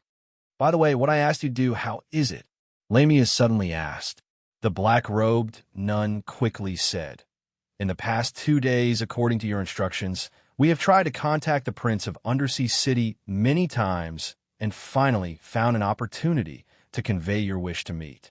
The other party's answer was that if there is a chance at the scene of the power conference, you can meet. "Got it." Lamias nodded and immediately stood up. When the black-robed nun saw this, she quickly stepped forward and pulled up a nightgown from the chair beside her, putting it on for Lamias. That's right, the chief of the Black Order had been meditating naked all night. "Let's get ready to go." Lamias pulled back the hair that was hidden behind her clothes and spread out. In another hotel suite, Mr. Buggy had been squatting in the washroom for a long time. He had smoked a whole pack of cigarettes, but he still hadn't finished. Participate in the power conference? He would be beaten to death, right? Yesterday, he pointed at Father Stella's nose and scolded him. Although the Magician Association Scarlet Blaze Tower Master stepped forward to support him, he was definitely hated by Father Stella. He knew himself very well. He couldn't do anything, but he had to trick the first place. Although he was strong now and wouldn't care if he F***ed 3 or 4 dancers until they cried, he would still be easily beaten to tears by people with supernatural powers. Let's not talk about the distant ones. Let's talk about the near ones. The long-haired beauty beside Lucifer, Skaha, who didn't smile much. Previously, because he coveted her beauty, he almost had all the bones in his body broken. Even the artifact PAD couldn't help him. Originally, this artifact PAD didn't have any attack power. It was completely an auxiliary item. Although it could be taken out like a treasure bag with no upper limit, it was still very expensive. As for the weapons and services that could insta-kill people, he would probably have to wait until he reached New Moon 3 before he could unlock them. New Moon was a way to calculate the level of the PAD. The more he spent, the higher the level, the more items he could unlock, and the more comprehensive the functions would be. By the way, after Buggy had been squandering for a long time, his level on the artifact pad was already the noble New Moon 1. Buggy roughly calculated that if he wanted to buy the service of making Skaha cry at night, he would have to develop hundreds of millions of believers and crazily harvest faith units for hundreds of years. Who was he kidding? With hundreds of millions of believers crazily harvesting faith units for him for hundreds of years, what could he not do? Every day, there would be a stunning beauty. After playing with one, he would eat it. Wasn't it delicious? That's right. Buggy didn't know when he even had the urge to eat human flesh. Although the mysterious meat that he had exchanged on the artifact pad had always been to his liking, it seemed that it gradually couldn't satisfy his desire for meat. Buggy was suddenly awakened by this terrible thought. He shuddered suddenly, and then smacked the butt of the last cigarette and threw it directly into the toilet. After washing his face, Buggy listened to the movement outside. There was no movement. Then, he opened the lid of the toilet tank and fished out the artifact pad wrapped in plastic wrap from inside. Hiding things in the toilet tank was a traditional ability that Buggy learned when he was in the underworld. He had not forgotten it until now.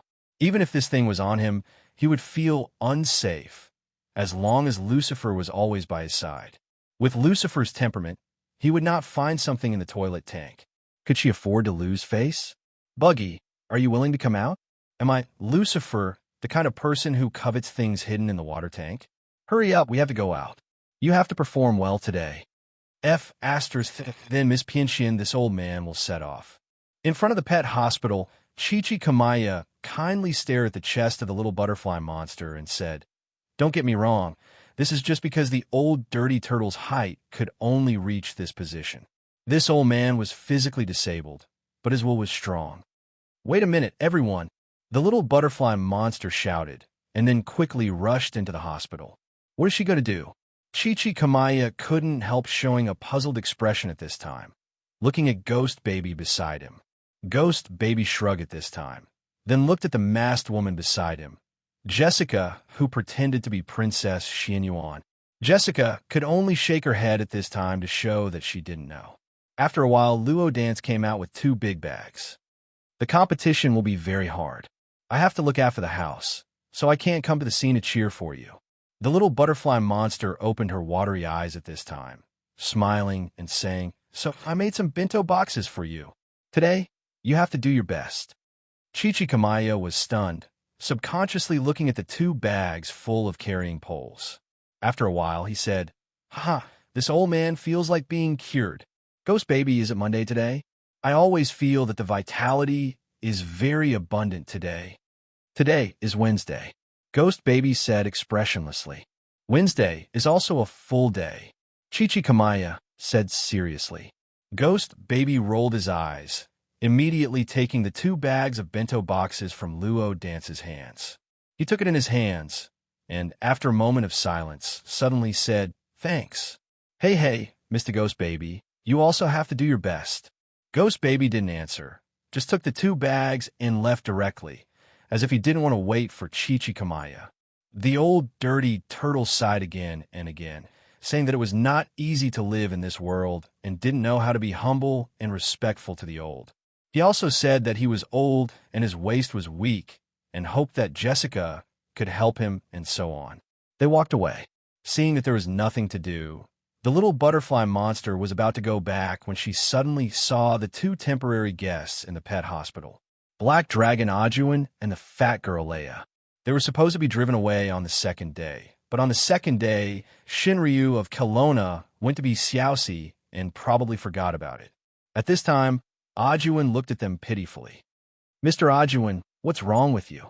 Ajuan was so pitiful that he almost squeezed out tears. "Miss Dance, you got up early in the morning to prepare the food. Is it for them?" "Yes, of course." Luo Dance nodded, and then smiled. "Don't worry. I also made breakfast for you." "But," Ajuan still said pitifully, "I also want the bento box you made by yourself. We eat the same thing for breakfast. I want a bento box." "Well," the little butterfly monster thought for a while and said, "Then I will put in the bento box for you, okay?" "I feel that the meaning has changed." Ajuan frowned, and then clenched his fist. "I've decided I'll also attend the power conference." "Leia, Mr. Ajuan, also going to attend the competition?" The little butterfly monster was surprised. The black dragon hummed, Why can't I attend it?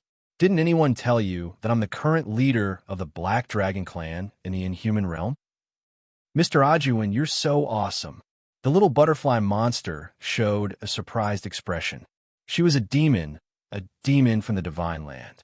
In the world of demons, the leader of the demons was a respected existence.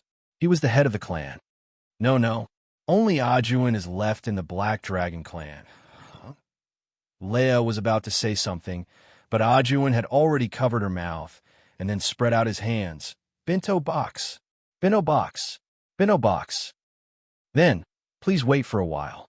The little butterfly monster turned back with a smile. Seeing the little butterfly go in, Leia broke free from Ajuin's hand and said anxiously, "You really want to attend it?" She spoke more fluently now, because Ajuin was her only family member who grew up with her. "Are you stupid?" Ajuin shrugged and said, "We'll find a place outside to finish our bento box, walk around for a while, and come back. What if we run into that old lunatic feral in the city of abstinence? It's not easy to get rid of him. But don't forget, this competition is broadcasted live worldwide." Leia shook her head slightly. "If you don't appear in the competition, Miss Agile will be suspicious. She seems to be the type who doesn't like people lying." Black Dragon Ajuin panicked. "Then, I'm really going to attend the competition?" He knew himself well. It was true that he was the leader of the Black Dragon clan, but he was the only one left in the entire Black Dragon clan. How could he say that? "Do as you deem fit." Leia shook her head. The little butterfly monster walked out with 2 new lunchboxes. "Mr. Ajuin, these are the lunchboxes you wanted. Today we have to do our best." "Of course." Ajuin patted his chest and said, "Miss Pianxian, just wait and see my heroic figure on TV." Leia couldn't help but sigh inwardly. This black dragon in heat. He's about to become a love-struck fool, and it's the kind of unrequited love. After all, he was a hero who participated in the Great War 100 years ago. Why couldn't he be more mature? Look at Kelowna's Shinryu. How majestic was he when he chased them away? Even though it was the city of abstinence, he was still filled with a terrifying majesty. This was the model of a dragon, right? Although there was a huge difference in the concept of dragon between the East and the West. Kelowna's Shinryu was famous, wasn't it? Then we'll set off, Ajuin said solemnly. "Okay." The little butterfly monster made a cheering gesture with her small fist. "When I see Mr. Ajuin and Miss Leia on TV, I'll cheer for you. All the best." "Okay." After Chichikamaya left, Ajuin and Leia also left. Sister Long. Well, she should still be sleeping in the boss's room. Sister Long always had the habit of sleeping in. But the pet hospital became deserted all of a sudden. The whole city seemed to be very tense recently. The old men and women of the monster clan rarely went out. Luo Dance heaved a sigh of relief slowly, and suddenly became spirited. "Let's clean the backyard." The moment she entered the door, the little butterfly monster heard some noise. It seemed to come from the cold storage of the hospital. She walked into the cold storage with a trace of curiosity, but found the door was opened. Luo Dance was a little nervous at once. She hurriedly grabbed the broom to protect herself and carefully walked into the cold storage, turning on the light inside instantly. She saw a black shadow hiding in the corner. The moment the light was turned on, Luo Dance saw a pale face with a mouth full of blood. The little butterfly monster suddenly took a breath of cold air, and then suddenly quivered. "Sister Zijuin, you came to steal blood for blood transfusion to drink again." "Wow, Sister Zijuin, you're back." "You said the opposite." The black shadow with a mouth full of blood. The real princess of the Xinyuan royal family. At this time, casually wiped the blood on her lips and smilingly walked to Luo Dance. "You should say you're back first, and then ask me why I came to drink blood." "Well, what have you been doing recently? Why don't you look fat at all?" Saying this, Su Zijuan directly pinched the little butterfly monster's chin, shook her head, and looked at the left and right sides of her neck directly. Sister Long said, "I become fat every day." Luo Dance said pitifully at this time. Su Zijuan shrugged and said casually, "Grow a little bit, and the taste will be better. By the way, what kind of monster's blood are you collecting in the blood bag? Why do I feel it strange?" "Sister Zijuan, the blood in the box you just checked seems to be expired. Su Zijuan suddenly startled and immediately opened her mouth to bite the little butterfly monster's neck. It was super fierce. But this was the Forbidden City. How could her fangs grow out? She couldn't bite it, but could only suck it. Oh, Sister Zijuan, stop it, it's itchy. Chapter 1998. It was impossible to have a bite mark, but there was indeed a big strawberry on her neck. She could only cover part of it with her collar. The little butterfly monster was tidying herself up in front of a small mirror. Beside her, Su Zijuan was holding a glass of red liquid, drinking it with a large straw. She spread her feet and flipped up her skirt to blow the fan. The princess of Xianyuan royal family actually wanted to turn on the air conditioner, but the little butterfly monster said it was more environmentally friendly and economical. Sister Zijuan, if you had come back earlier, you would have met Grandpa Gue and the others. I know, I did it on purpose. Su Zijuan responded lazily. On purpose? Luo Dance looked at her. Sister Zijuan, your skirt is too high. I can see inside. Su Zijuan showed her small canine teeth, squinting her eyes and smiling. Why, are you interested in this? I didn't see it before. How could Luo Dance be the opponent of this lowly princess? She pretended not to hear it, asking directly, Sister Zijuan, why did you avoid Grandpa Turtle? I don't want Chichikamaya to know that I'm back, so I don't want to see him. Su Zijuan shrugged. Anyway, Xianyuan Palace can run normally when I'm not here. Maybe they will have more fun when I'm not here. Grandpa Turtle will be sad if you say so. Su Zijuan suddenly waved her hand. Go and make a cup of tea. Sister Zijuan, I thought you don't drink tea? The little butterfly monster couldn't help but ask doubtfully. It's not for me, but for the guest. Su Zijuan squinted her eyes and smiled. For a guy you will like to see. I like to see. Luo Dance was stunned subconsciously. Then she seemed to notice something and slowly turned around. Her eyes suddenly opened wide. Boss. Good morning, Miss Dance. Boss Luo greeted her with a smile. Boss, have some tea. After handing over a cup of hot tea, little butterfly from the pet hospital held the tray and stood next to him happily. Boss, why did you suddenly come? Miss Zijuan asked me to come. Boss Luo smiled faintly. I don't think I'm disturbing you. I won't disturb you. Boss, I won't disturb you whenever you like. She quickly waved her hand and quickly said, Boss, I made a lot of bento. Oh, a lot of breakfast. Do you want to eat some too? I might not be as good as Sister Yuye's cooking skills, but I'm still trying my best. So it's like this. Boss Luo smiled and said, since it's a lunchbox, if Miss Dance doesn't mind, I'll take one with me when I leave. Of course not. Little butterfly smiled happily. Then I'll prepare it for you right away. Then the little butterfly monster walked out of the living room quickly. But just as she left, she turned back and came to Boss Luo, saying quickly, Oh, right. Boss, the happiest thing for me today is that Sister Zijuan came back and I saw you at the same time. After that, she hurriedly ran out. Su Zijuan clicked her tongue in wonder. This girl must have taken the wrong medicine. What does her happiness have to do with you? Boss Luo said casually, maybe Miss Dance likes to share happy things with others. Don't you think that Miss Zijuan's smile can make people happier in the morning? I don't know whether I'm happy or not, but I know you'll be happy soon. Su Zijuan narrowed her eyes. Because I'll give you a big deal soon. Boss Luo smiled faintly. I don't know what kind of business it is. Su Zijuan suddenly pressed her hands on the table and leaned forward. Her face was close to Boss Luo's, and she said slyly, Are you interested in having a vigorous love affair with an old leftover woman who doesn't wash her hair for a week and hasn't been in a relationship for thousands of years? Boss Luo didn't respond immediately, nor was he moved by Su Zijuan's approach. He said calmly, Miss Zijuan, aren't you afraid that the final result will hurt this woman? Su Zijuan's eyes were bright. Even if it's fake, as long as it can be deceived until the end, it will be real. A lie is not a lie as long as it's not discovered. Why? Are you afraid that I can't afford this price? Don't cheat me. I know what she looks like now. It's not difficult to get her. Hasn't your shop always set the price according to the difficulty of realizing it? Of course, the cost of maintaining this lie may be high in the future, but I won't always be in a situation where I can't make ends meet. Since transcendents have appeared, I think I can make money everywhere. Boss Luo was silent for a moment and said faintly, I'm sorry, Miss Zijuan, your business came too late. If it came earlier, I might not have been able to reject it. What do you mean? Su Zijuan frowned. You want to reject me?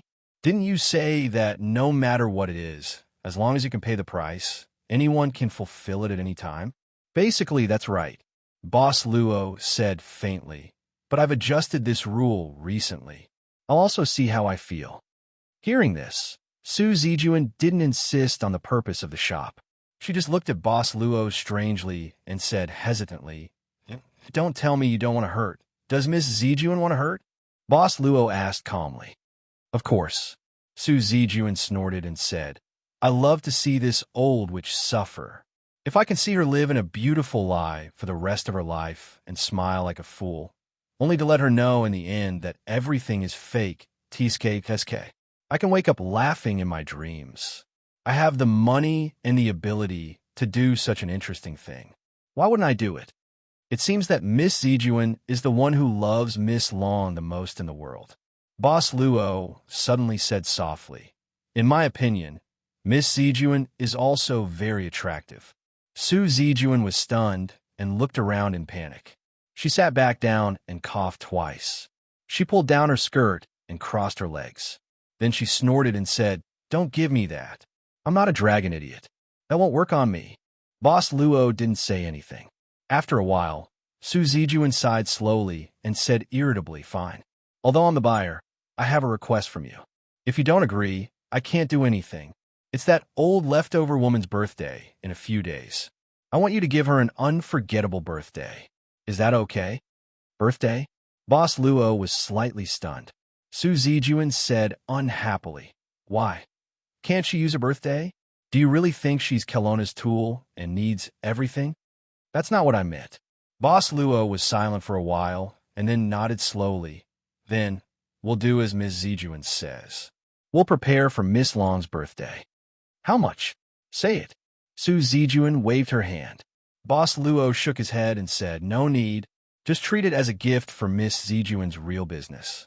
This time, Miss Zijuan asked me to come here for her real purpose. Su Zijuan's eyes narrowed, and then she smiled. Do you know that people like you who know everything don't want to be friends with you? Boss Luo didn't say anything this time. Friends had always been an extremely rare luxury for him. Perhaps it was very difficult for him to have one. Su Zijuan shook her head and then said seriously, Profiteer, listen, I hope that you, or all of you, can participate in this power conference. I want you to break the legend of Kelowna Shinryu's invincible. Boss Luo was stunned at first, then his eyes gradually softened, but he didn't say anything. Why? You're rejecting this? Su Zijuan frowned as if she couldn't make up her mind. Boss Luo said, Regarding this matter, Miss Zijuan, don't you think it's already unnecessary? Before this, I've already shackled all extraordinary powers in the world once. This doesn't count. Su Zijuan shook her head and said, Sealing is your own business. You can do it through some special means, but to the world, this might be an unsolved mystery. After the fear calms down, everyone will have the mentality of being lucky. No one has seen Kelowna Shinryu fight, so they will have the illusion. Only when this illusion is completely shattered, the invincible legend will end, and the Shinryu era will also end. TSK, this old woman has always claimed that she's Kelowna Shinryu. She's so disgusting. I want to see this old woman being defeated with my own eyes, so pale and powerless as she kneels and cries, so exciting. I can wake up laughing even in my dreams. What are you looking at? Is there something on my face? Boss Luo said softly, Miss Zijuan is indeed the person who loves Miss Long the most in the world. One sentence. Su Zijuan stood up fiercely. Are you going to do this business or not? If you don't do it, I'll find someone else. F***CK. I can't find anyone else. Are you going to do it or not? Boss Luo smiled but didn't say anything. Boss, are you leaving? So soon? Little butterfly monster came back with a 3-layer lunchbox, which was wrapped in a beautiful floral cloth and tied with a bow. This lunchbox looks luxurious. Boss Luo smiled. I don't think I can eat so much. Luo Pian Ran said, No, I made a little too much. I want to get some and share it with Missy. I hope she won't dislike my cooking. She won't. Boss Luo smiled, receiving the luxurious lunchbox with both hands, and then said goodbye. Then I won't disturb you. I have something else to do. Oh, okay. Take care, boss. Boss Luo walked in the usual way and disappeared directly. Little Butterfly Monster was not surprised because she had seen it many times. She walked directly into the living room, only to see Su Zijuan opening her legs and looking at the ceiling blankly, as if her body was hollowed out. Sister Zijuan? Su Zijuan lowered her head at this moment, saying feebly, Every time I stay with this profiteer, I feel so tired. But Sister Zijuan, you seem to be more tired than I am right now. Luo Dance blinked her eyes. What happened just now? After leaving the pet hospital, Audubon and Leia stopped at a nearby park. Audubon ran into the pavilion in the park hurriedly, putting the lunchbox on the stone table with a chessboard in the center of the pavilion, as if it was a treasure, and put his hands together to worship. This is the lunchbox specially prepared for me by Miss Pianxian. Audubon took a deep breath, putting his hands on the lid of the lunchbox solemnly. God's gift. I'm going to eat. Leia looked at it without saying anything. Finally, the lid of the lunchbox was opened. Audubon took a deep breath with tears in his eyes. There are 3 sausages. I saw that Miss Pianxian only prepared 2 for Old Tortoise. I'm really special. He ate with tears in his eyes. Leia still looked at it without saying anything. She glanced at her lunchbox. Other than the 4 sausages, there were 2 more braised eggs than the others. What did this mean? She shook her head and closed the lid silently. Leia, don't you want to eat? It's delicious. Audubon spurted the rice in his mouth. I'm not hungry now. Leia shook her head, revealing a contemplative look. Audubon, what should we do later? Are we really going to attend the power conference? Aren't you afraid of meeting Sir Farrell? Let's go. Audubon was full of fighting spirit. Miss Pianxian said she would cheer for me on TV. If she doesn't see me, she will be very disappointed. I can't let her down. As for old Madman, I don't care so much. There are so many masters in the power conference. Maybe he will forget about us after he likes someone else, or maybe he will be defeated by someone else. The world is so big. How will you know how many masters are hiding if you don't go and take a look? All right, Leia sighed. I'll cheer for you. She had no intention of going on stage. With her character, she couldn't even speak clearly in a crowded place, let alone go on stage with a sword. Leia, are you really not hungry? Do you want some? Not for you. Song Dynasty Hotel. Song Howren had just taken a shower. At this moment, he walked out while wiping his hair with a towel.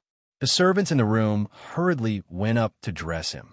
A man in a black suit said, Young master, it's almost time to prepare to set off. Those masters from the Taoist Association should have their breakfast by now. Then let's prepare the car and set off. Song Howren nodded. But at this moment, a bell suddenly rang in the room. This bell came from the button in Princess Chuyong's room. Every time Princess Chuyong pressed the button, it was as if she was being summoned. Looks like the princess woke up quite early today as well, Song Howren chuckled, then instructed, Go and prepare. I'll be right down. Not long after, Song Howren came to Princess Chuyong's room alone. Princess, you summoned me so early. Are you planning to have a romantic breakfast with me? Song Howren said with a smile. I'll go to the conference later as well. Princess Chuyong said calmly. I also want to see how strong the masters in the era 2,000 years later can be. Princess, are you really planning to take action? Song Howren suddenly asked. During the extraordinary summit conference, the 100 Tribulations Taoist had asked about it in a roundabout way. Song Howren remembered it and mentioned it casually to the princess when he came back. Actually, he wanted to tell Chuyong that the masters from the Taoist Association knew about her existence. Although she didn't plan to hide it, it seemed like the 100 Tribulations Taoist was planning to make it clear. Princess Chuyong said calmly, I'll use the martial arts of the Great Qin Empire. If my father is still alive, he'll recognize me. That's all. I'm going to change my clothes. I'll help you. Scram. Chapter 1999. Everyone, I'm now at the venue of the Power Conference. I'm very nervous. As you can see, the representatives of the major transcendent groups haven't entered the venue, but our God of Heaven Mountain has been built. It only took one day and one night. It was a big country building. This is a big country building. I'm now at the God of Heaven Mountain. I can directly see the area of the God of Heaven Mountain. Let the camera zoom out a little further for everyone to see. The media also changed their route today and came to the huge God of Heaven Mountain outside the city of Abstinence, 15 kilometers away from the border of Abstinence. It was said that this place was completely unaffected by the city of Abstinence. In the center of the God of Heaven Mountain venue, there was a square stage that was 100 meters by 100 meters. The stone slabs used for the stage were directly cut from the mountain of mud and stone outside the city of Abstinence. In addition, around the stage, 8 huge grandstands were built according to the arrangement of 8 trigrams. Between the 2 grandstands, there is a huge stone pillar with a coiling dragon. I feel that if this place is turned into a scenic spot after the Power Conference, it'll be very popular. Annie Runn, who had also arrived early, looked around at the surrounding environment. She didn't take the initiative to find a suitable shooting location. This place was too big. The cameras could be placed anywhere, and it was a good location. However, the people from the administration still insisted that the media should stay in a fixed area and not run around.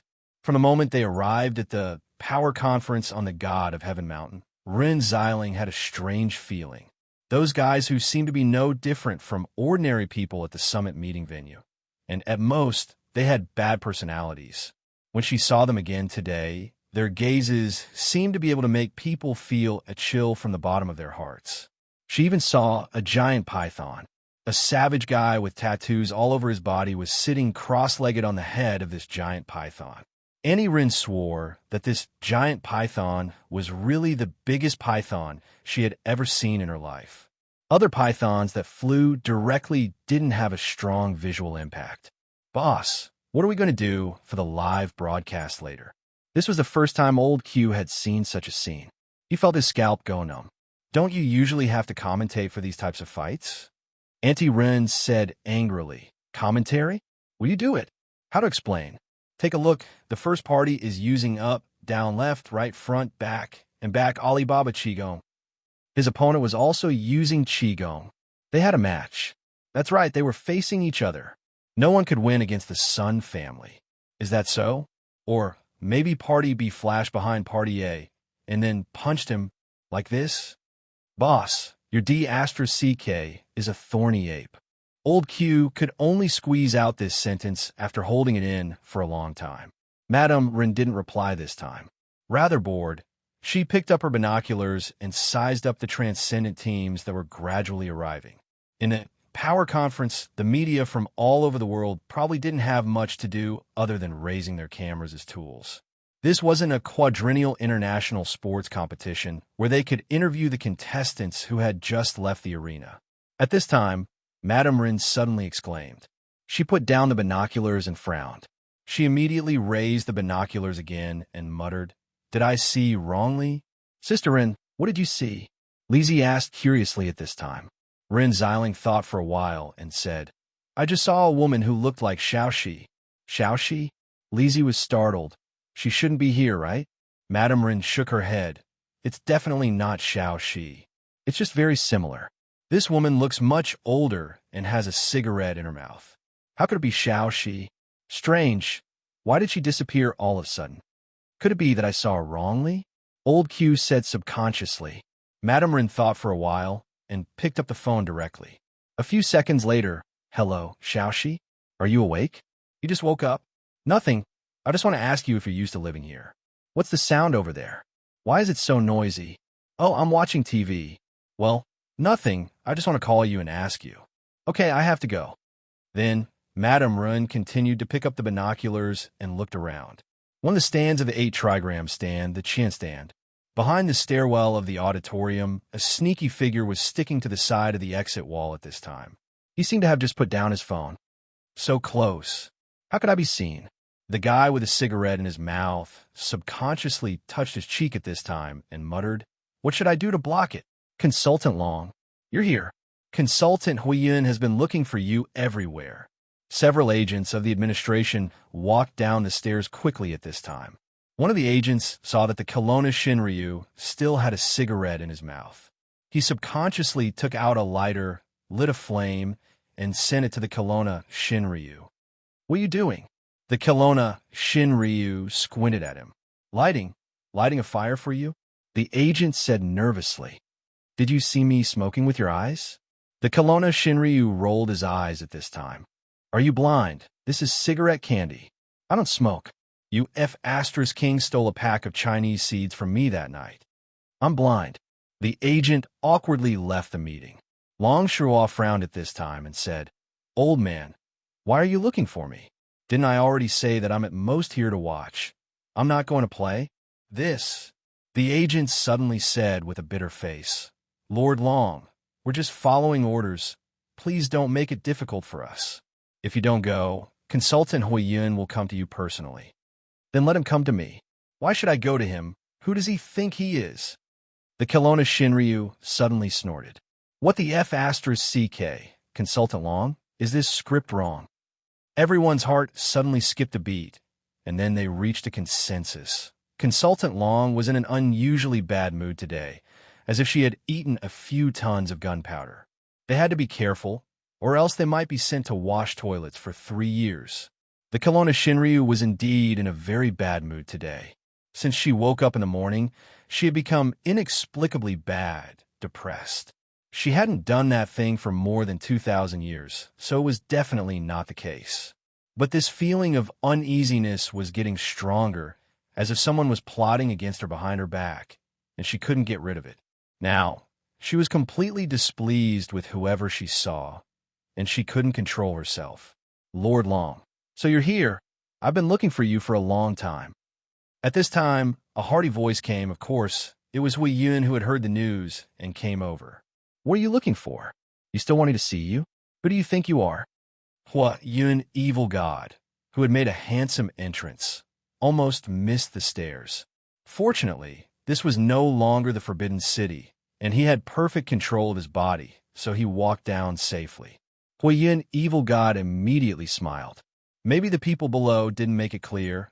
I'll definitely punish them later, punish them severely. Punish my ass.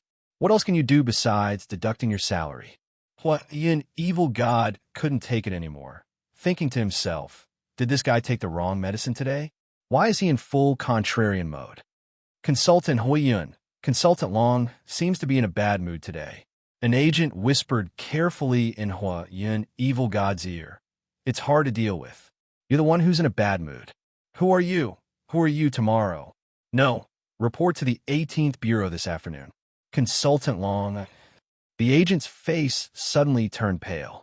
Huiyun, evil god, suddenly waved his hand and said indifferently, "Okay, there's nothing for you to do here. You can go back to your post first." Everyone fled. Huiyun, evil god, smiled bitterly and said, "Lord Long, may I ask if the Bureau has offended you in any way? Cut the crap, spit it out." Long Shuo leaned against the wall and pinched her eyebrows. Anyone could tell that she had something on her mind at first glance. "I feel like I've been plotted against." "Who's plotting against me?" She had an intuition that something had happened to someone close to her. This was the spiritual sense given to her by the land of Kelowna as a Shinryu. Most of the time, it was very accurate, especially when it was related to her, the more intense her intuition was. Huiyun, evil god, pondered for a moment, then said slowly, "Consultant Long, Yin Xiaoxi was attacked on the way back, and now he's gone missing with Dr. Zhao from the R&D department. From the wreckage of the plane we found at the scene of the accident, it seems that there was a fierce fight. Your precious disciple is missing?" Kelowna's Shinryu frowned. "Do you know who did it?" "The biggest suspect is probably the remnants of Gongsun Shiyu's gang." Huiyun, evil god, thought for a moment and said, "That day, Gongsun Shiyu and the acting White Tiger Clan leader were escorted separately for safety reasons.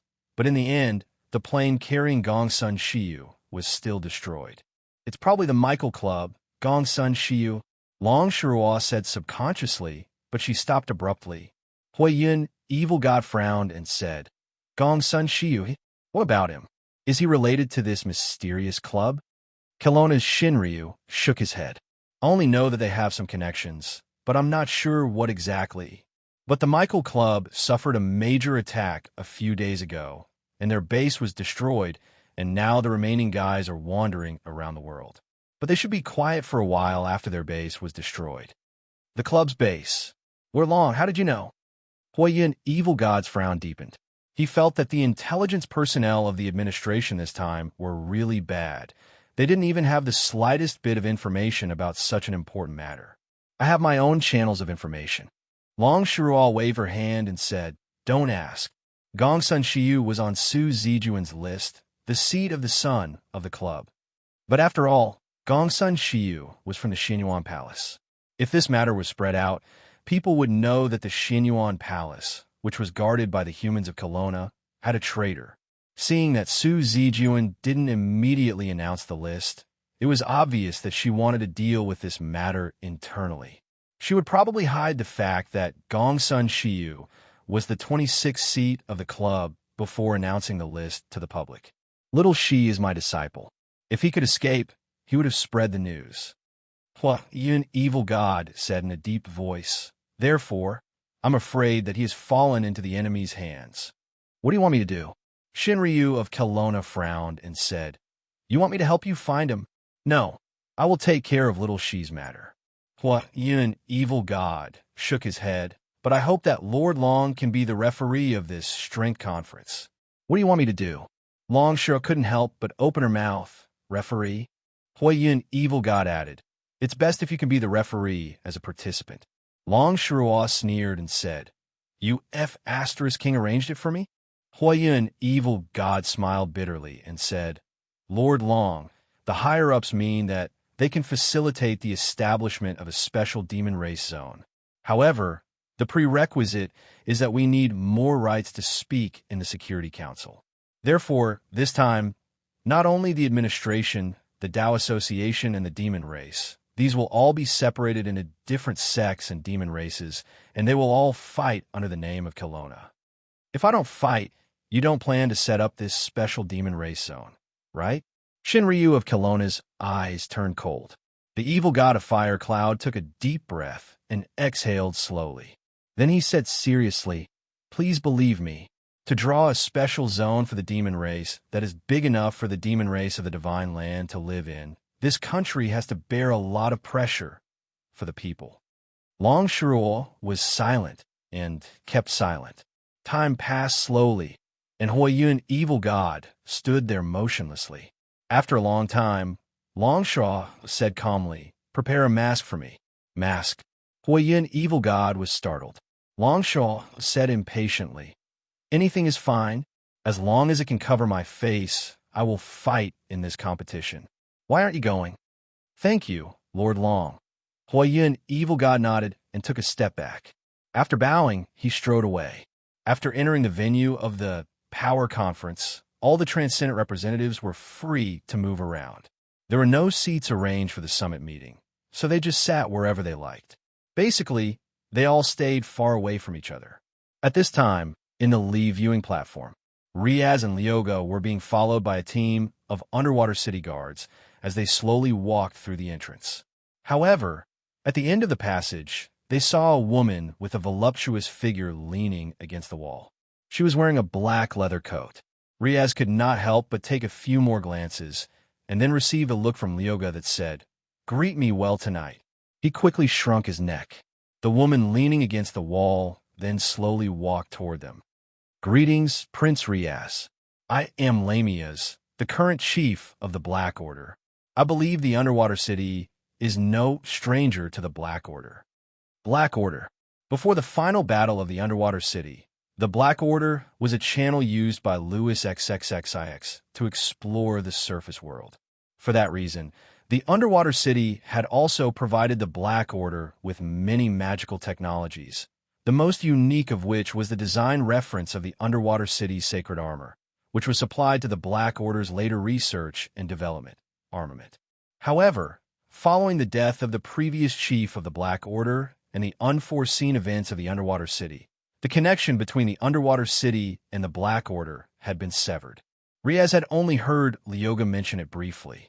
Leoga the Witch, who was the shadow of Louis XXXIX, Emperor of the Underwater City, was clearly more aware of the partnership with the Black Order. Riaz subconsciously looked at Leoga. What's left of the Black Order now? At this time, Leoga said indifferently, I don't want to talk to small fries. You go, we're going to enter. There's nothing left of the Black Order now. Lamias chuckled and said indifferently, I'm the only one left. In an instant, the blue blood power on Leoga's body flashed, and she entered a state of stress in an instant. Her face changed slightly, but Lamias in front of her still looked calm. Stimulated by Leoga, the blue blood on Riaz's body was also restless. I see. Leoga slowly sighed and dispersed the blue blood power. She thought for a while and said, It seems that the previous chief of the Black Order is just a small fries. Tell me, why are you looking for the underwater city?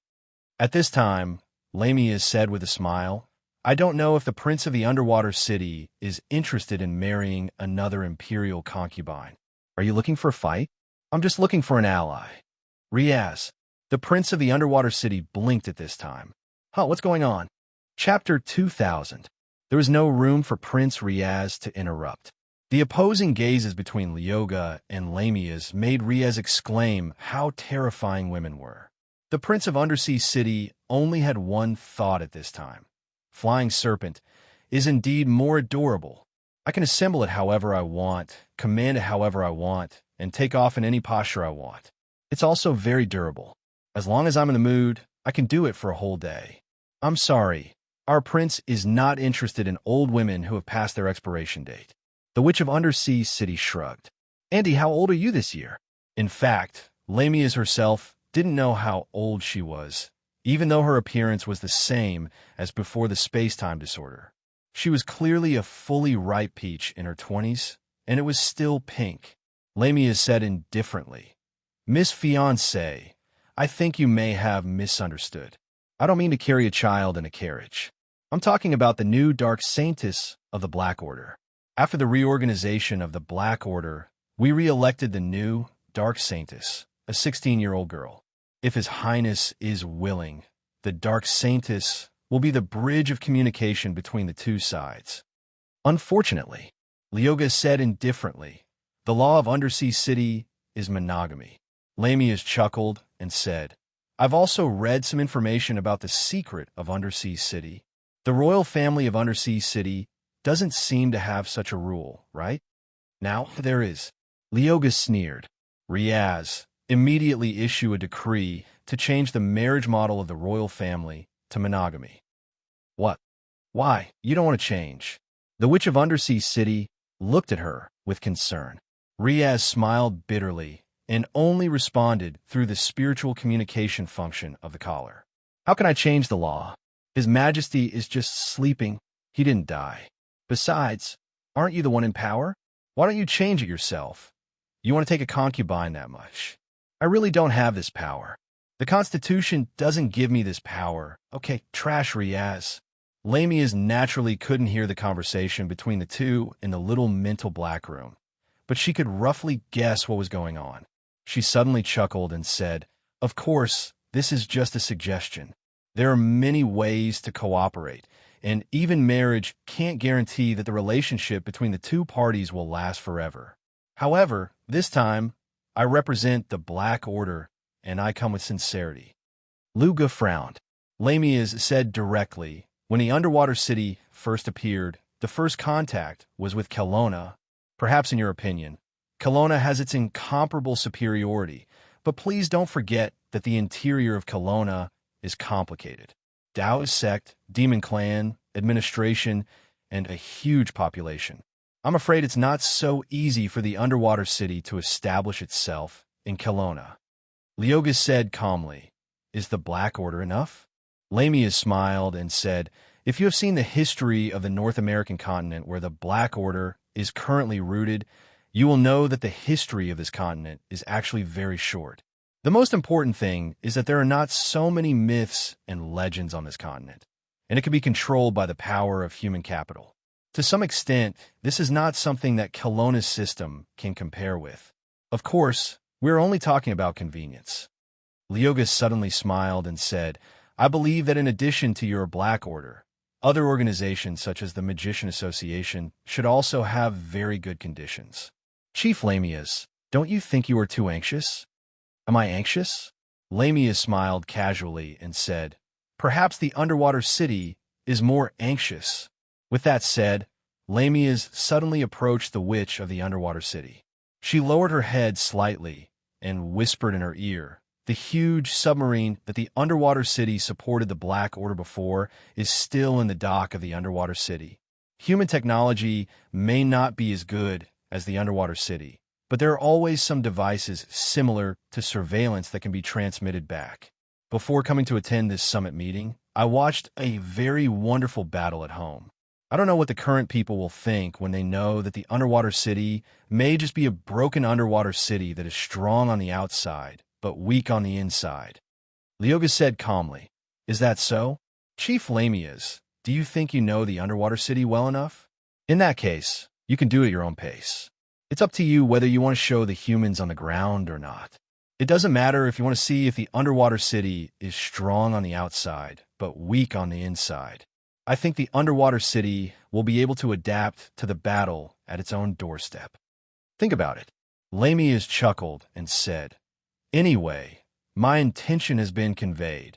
My obligation as the chief has been fulfilled. Other things have nothing to do with me. The witch of the underwater city couldn't help but frown at this time. What did this woman mean? Wasn't the alliance her own idea? But Lamias didn't continue to stay. She had been waiting here by herself, so naturally, she would leave by herself at this moment.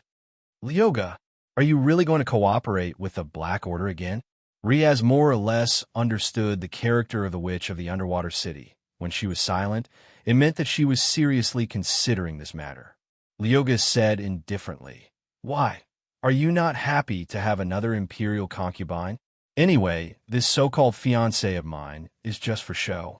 I will give you a dark saintess to play with. Isn't that good? Riaz lowered his head and sighed, muttering, I don't want to play with her. Women are too troublesome. How can they be more fun than Flying Serpent?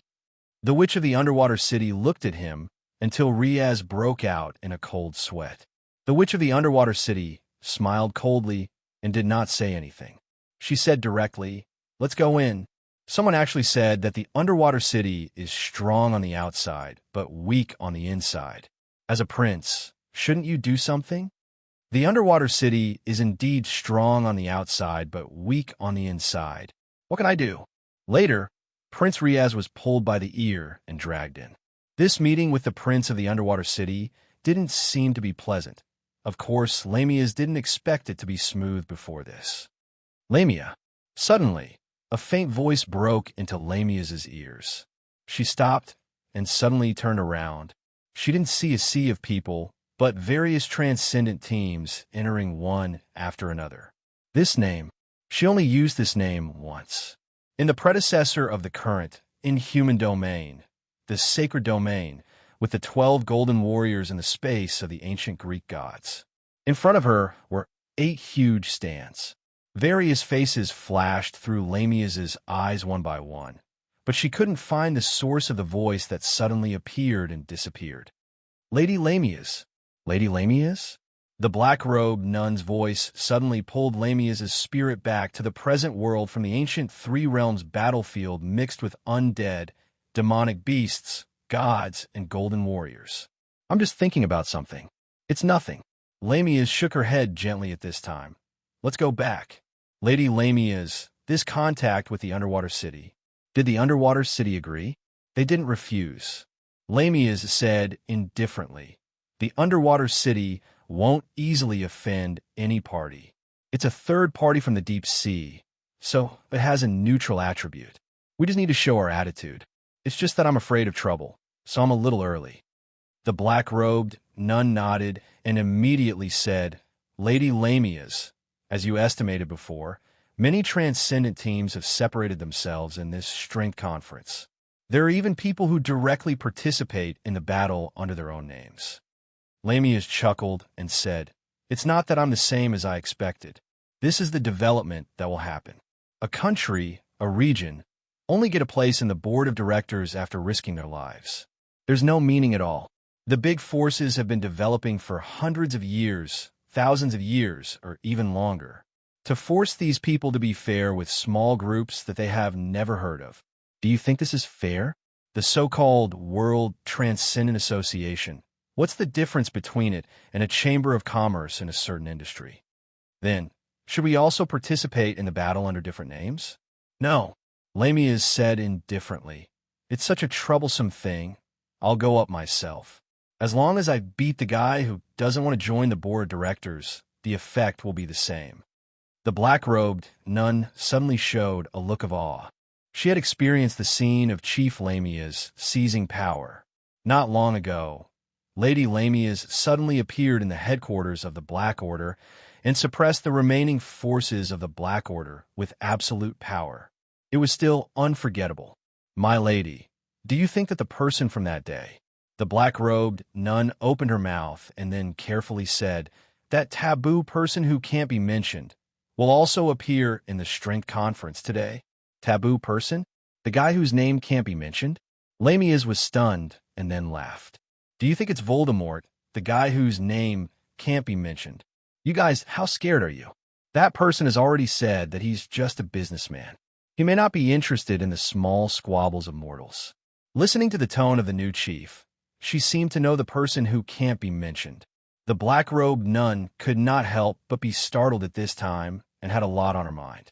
Lamias suddenly said at this time, by the way, although the underwater city did not directly reject the cooperation, it directly rejected the marriage.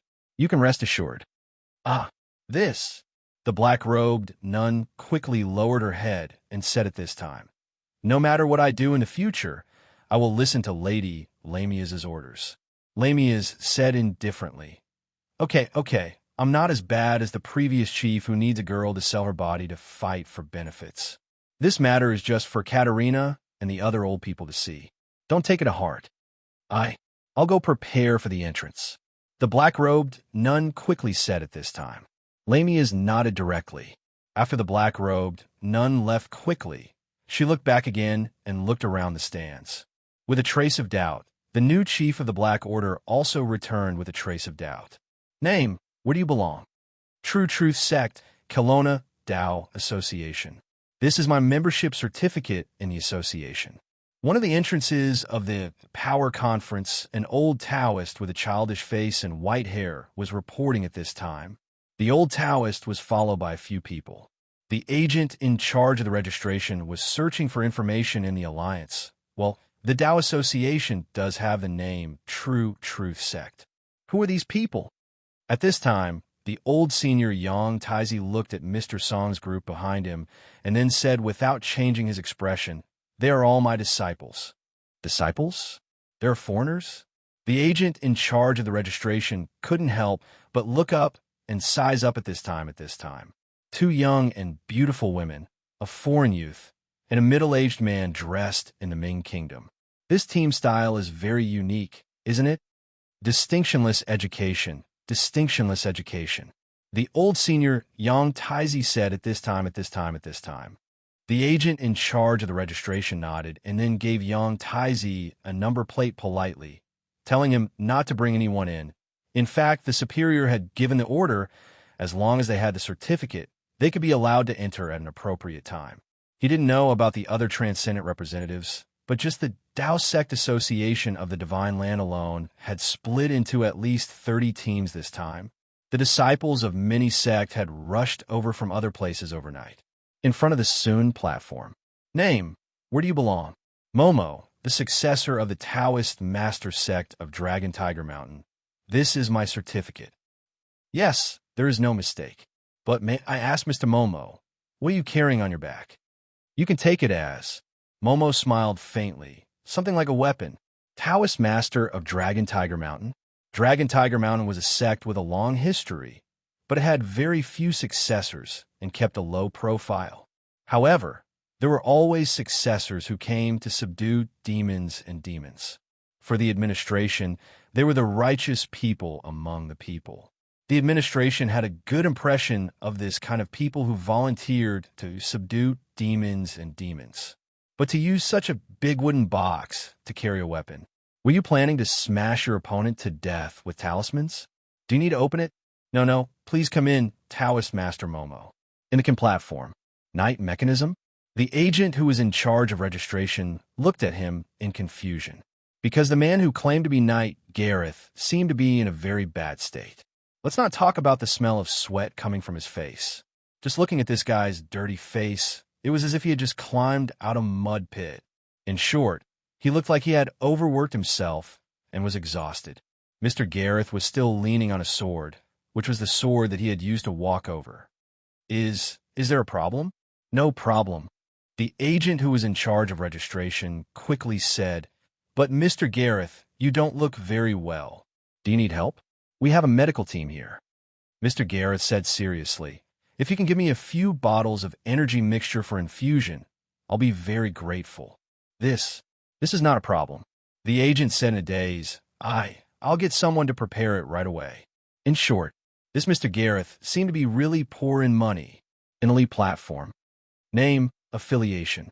The agent who was in charge of registration was writing rapidly with his head down, recording something. He didn't raise his head when he felt someone coming. If you don't have an affiliation, can you participate in your own name?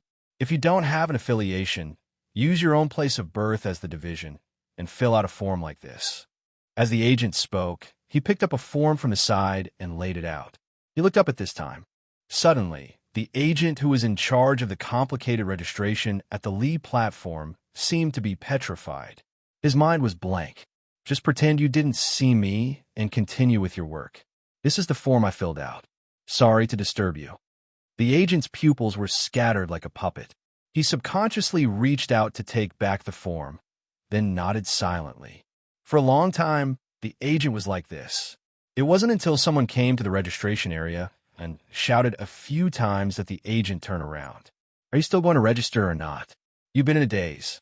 Is this how the Kelowna administration receives people? Sorry, I'll register you right away. The agent took a deep breath and shook his head gently to get rid of the confusion. He started his work again. He lowered his head and saw that there was an extra form in his hand. It was an application form to participate in the competition as an individual. Participant, Little Mage and Pansy, team location, City of Exclusion, nothing, just 2 items. It'll be weird if it passes, the agent muttered, but he still took the form in the end. Chapter 2001. Rice cakes, peeled grapes, diced mangoes, and bananas soaked in yogurt, and a cup full of honey water. Luo Dance was now in front of Su Zijuan, arranging these things one by one like offerings on the altar. What are you doing? Su Zijuan squinted, watching the live broadcast. The butterfly monster said naturally, so you won't be hungry at noon. I've also prepared something for you, Sister Zijuan. I don't eat these things. Su Zijuan snorted. Not these, it's this. Then, the butterfly monster stuffed a grape-sized ball into Su Zijuan's mouth. The princess of Xinyuan royal family frowned and wanted to spit it out, but a fishy smell rushed into her nose. Su Zijuan's canine teeth were bitten open by the thing in her mouth. What's this? Su Zijuan blinked and made a cracking sound. Broken ice made of blood. Luo Dan said, I mixed some honey and yogurt. Although the taste was very novel, he felt that Hamba's body would eventually end up with diarrhea. Su Zijuan opened her mouth. At the same time, the butterfly monster stuffed something into her mouth again. It turned out to be a long stick of blood popsicle. Then the butterfly monster held the pillow and turned on the TV. She held the honey water and watched carefully. Wow, I seem to see. Hey, who is this? He looks familiar. This is Bai Jia, a Taoist priest of Kunlun Mountain, a shameless old man. Su Zijuan said indifferently with a blood popsicle in her mouth. But at this time, the doorbell of the pet hospital rang. It was the back doorbell. Su Zijuan frowned and asked, Is there anyone who wants to see a doctor or get medicine today? No? The butterfly monster said directly, "It's closed these days. Even if someone wants to take medicine, I'll send it directly. I don't know who it is at this time. It should be that guy you go to open the door." The little butterfly monster responded, put on her slippers, and hurriedly opened the back door. When she opened the back door, she saw a tall figure with his head down. She had one hand on her hat, revealing her long black hair that looked like seaweed. Her other hand was stretched out horizontally, and her right leg was raised, leaning against her left leg. Half of her buttocks were raised up, and half of her buttocks were raised. The moment the door was opened, the tall figure suddenly turned 360 degrees, followed by moonwalk and breakdance. After a while, he stopped and opened his hands. Surprise. Ziju and Wu. It's you, huh? The butterfly monster blinked her eyes. Excuse me, what are you looking for? It's me. The man took off his sunglasses, revealing a hairy face. Brother Xiaosheng, it's you. Huh? Are you shocked by my new dress? Yo, yo, the little butterfly from the hospital. Yo, you're still so cute. Yo, yo, it's really Mr. Sun. Luo Dance was stunned at this time, but why are you? Sun Xiaosheng had been missing for a long time. Since Sun Xiaosheng left the city of Forbidden, the Elysium Bar here had been closed. The monsters in the city of Forbidden had one less place to release their stress as social animals. I called Sun Xiaosheng here. Su Zijuan's voice came from behind at this time. Come in, don't stand outside stupidly. 8 stands, 8 registration booths, and hundreds of staff on the spot. The list of participants of the Power Conference had been freshly released. At the same time, the registration booths were closed. At this time, those who hadn't registered were automatically regarded as giving up the qualification to participate and the qualification to be a member of the Security Council, but retain the right to participate in the World Extraordinary Association and become a member. There are more teams than expected. The list was a little thick. Fire Cloud, Evil God, weighed the list in his hand and was too lazy to look carefully. There was no such thing as an airtight wall in the world. The news that the Taoist Association and the Monster Alliance in Kelowna had automatically split off to participate in the war had spread early. For this reason, many regions followed suit. There were really all kinds of strange teams coming out. There were even a bunch of people who participated in the war in their own name. The most interesting thing was that a region in Oceania had temporarily declared independence yesterday and joined the war after becoming an independent country. It seemed to be called Hurt. Perhaps after today's conference, it would directly disappear and become the first country to perish because of the Power Conference and be recorded in the history books. At this time, the door of the command room of the Qian stand was directly opened. Shinryu of Kelowna was walking in with an anti-face. His dead fish eyes made people tremble. Old fart, what are you doing? Hasn't it started yet? I'm telling you, I'll leave whether I can finish it before dark or not. It's about to start, Lord Long. Don't be anxious. Fire Cloud, Evil God laughed and said, this is the overall list of names for this competition. As the referee, you should hold a copy. Shinryu of Kelowna reluctantly took a stack and said without looking at it, where's the thing I asked you to prepare? It's ready, Consultant Long. An agent quickly walked over and held out a black balaclava with both hands. What is this? Long Shirua glanced at it and immediately frowned. The agent quickly said, this is the latest 6th-generation mask developed by the agency. Not only does it have the functions of a normal mask, but also has a thermal imaging function and a tactical reclining dodge function. Additionally, it's made of breathable fabric, like a thief. Shinryu of Kelowna of Shinryu snorted and waved his hand. His palm formed a claw and directly grabbed a piece of stone from the wall. The moment the stone flew over, it was crazily cut by something. When it fell into Kelowna of Shinryu's hand, it had turned into a stone Dragon King mask. Then he directly pressed it on his face. This is what you call a mask. You can do it yourself. Why did you ask us to prepare for it? Okay, you can go do your work. Fire Cloud, Evil God, waved his hand and immediately looked at Long Shiraw and said, Lord Long, since you're ready, let's go. There was no scene of a sea of people. Although there were definitely a lot of people in the 8 stands, when they were scattered, It felt like they were in twos and threes. At the same time, it was very quiet. Everyone had entered the arena and was ready. In other words, those who should come have come. At this time, on the heaven stage, Firecloud, evil god, who was wearing a white training suit, and a woman wearing an ancient Dragon King mask, walked out at the same time. The focus of all eyes was on Firecloud, evil god, and the woman wearing the ancient Dragon King mask. This woman's identity seemed to be confirmed. Kelowna of Shinryu.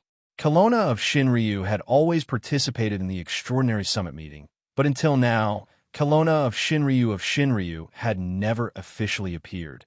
This was the first time she appeared in the eyes of the world. This woman, surnamed Long. Why is she wearing such an ugly mask?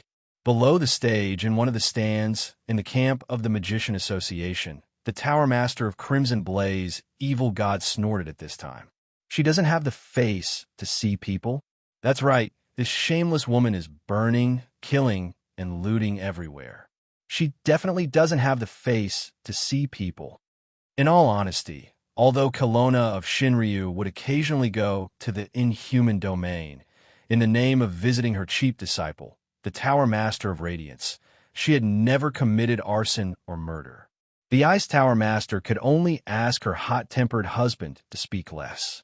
At this time, Firecloud, evil god, opened his mouth to speak.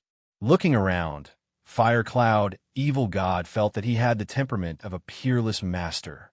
However, he wasn't necessarily weaker than Firecloud, evil god, in some aspects.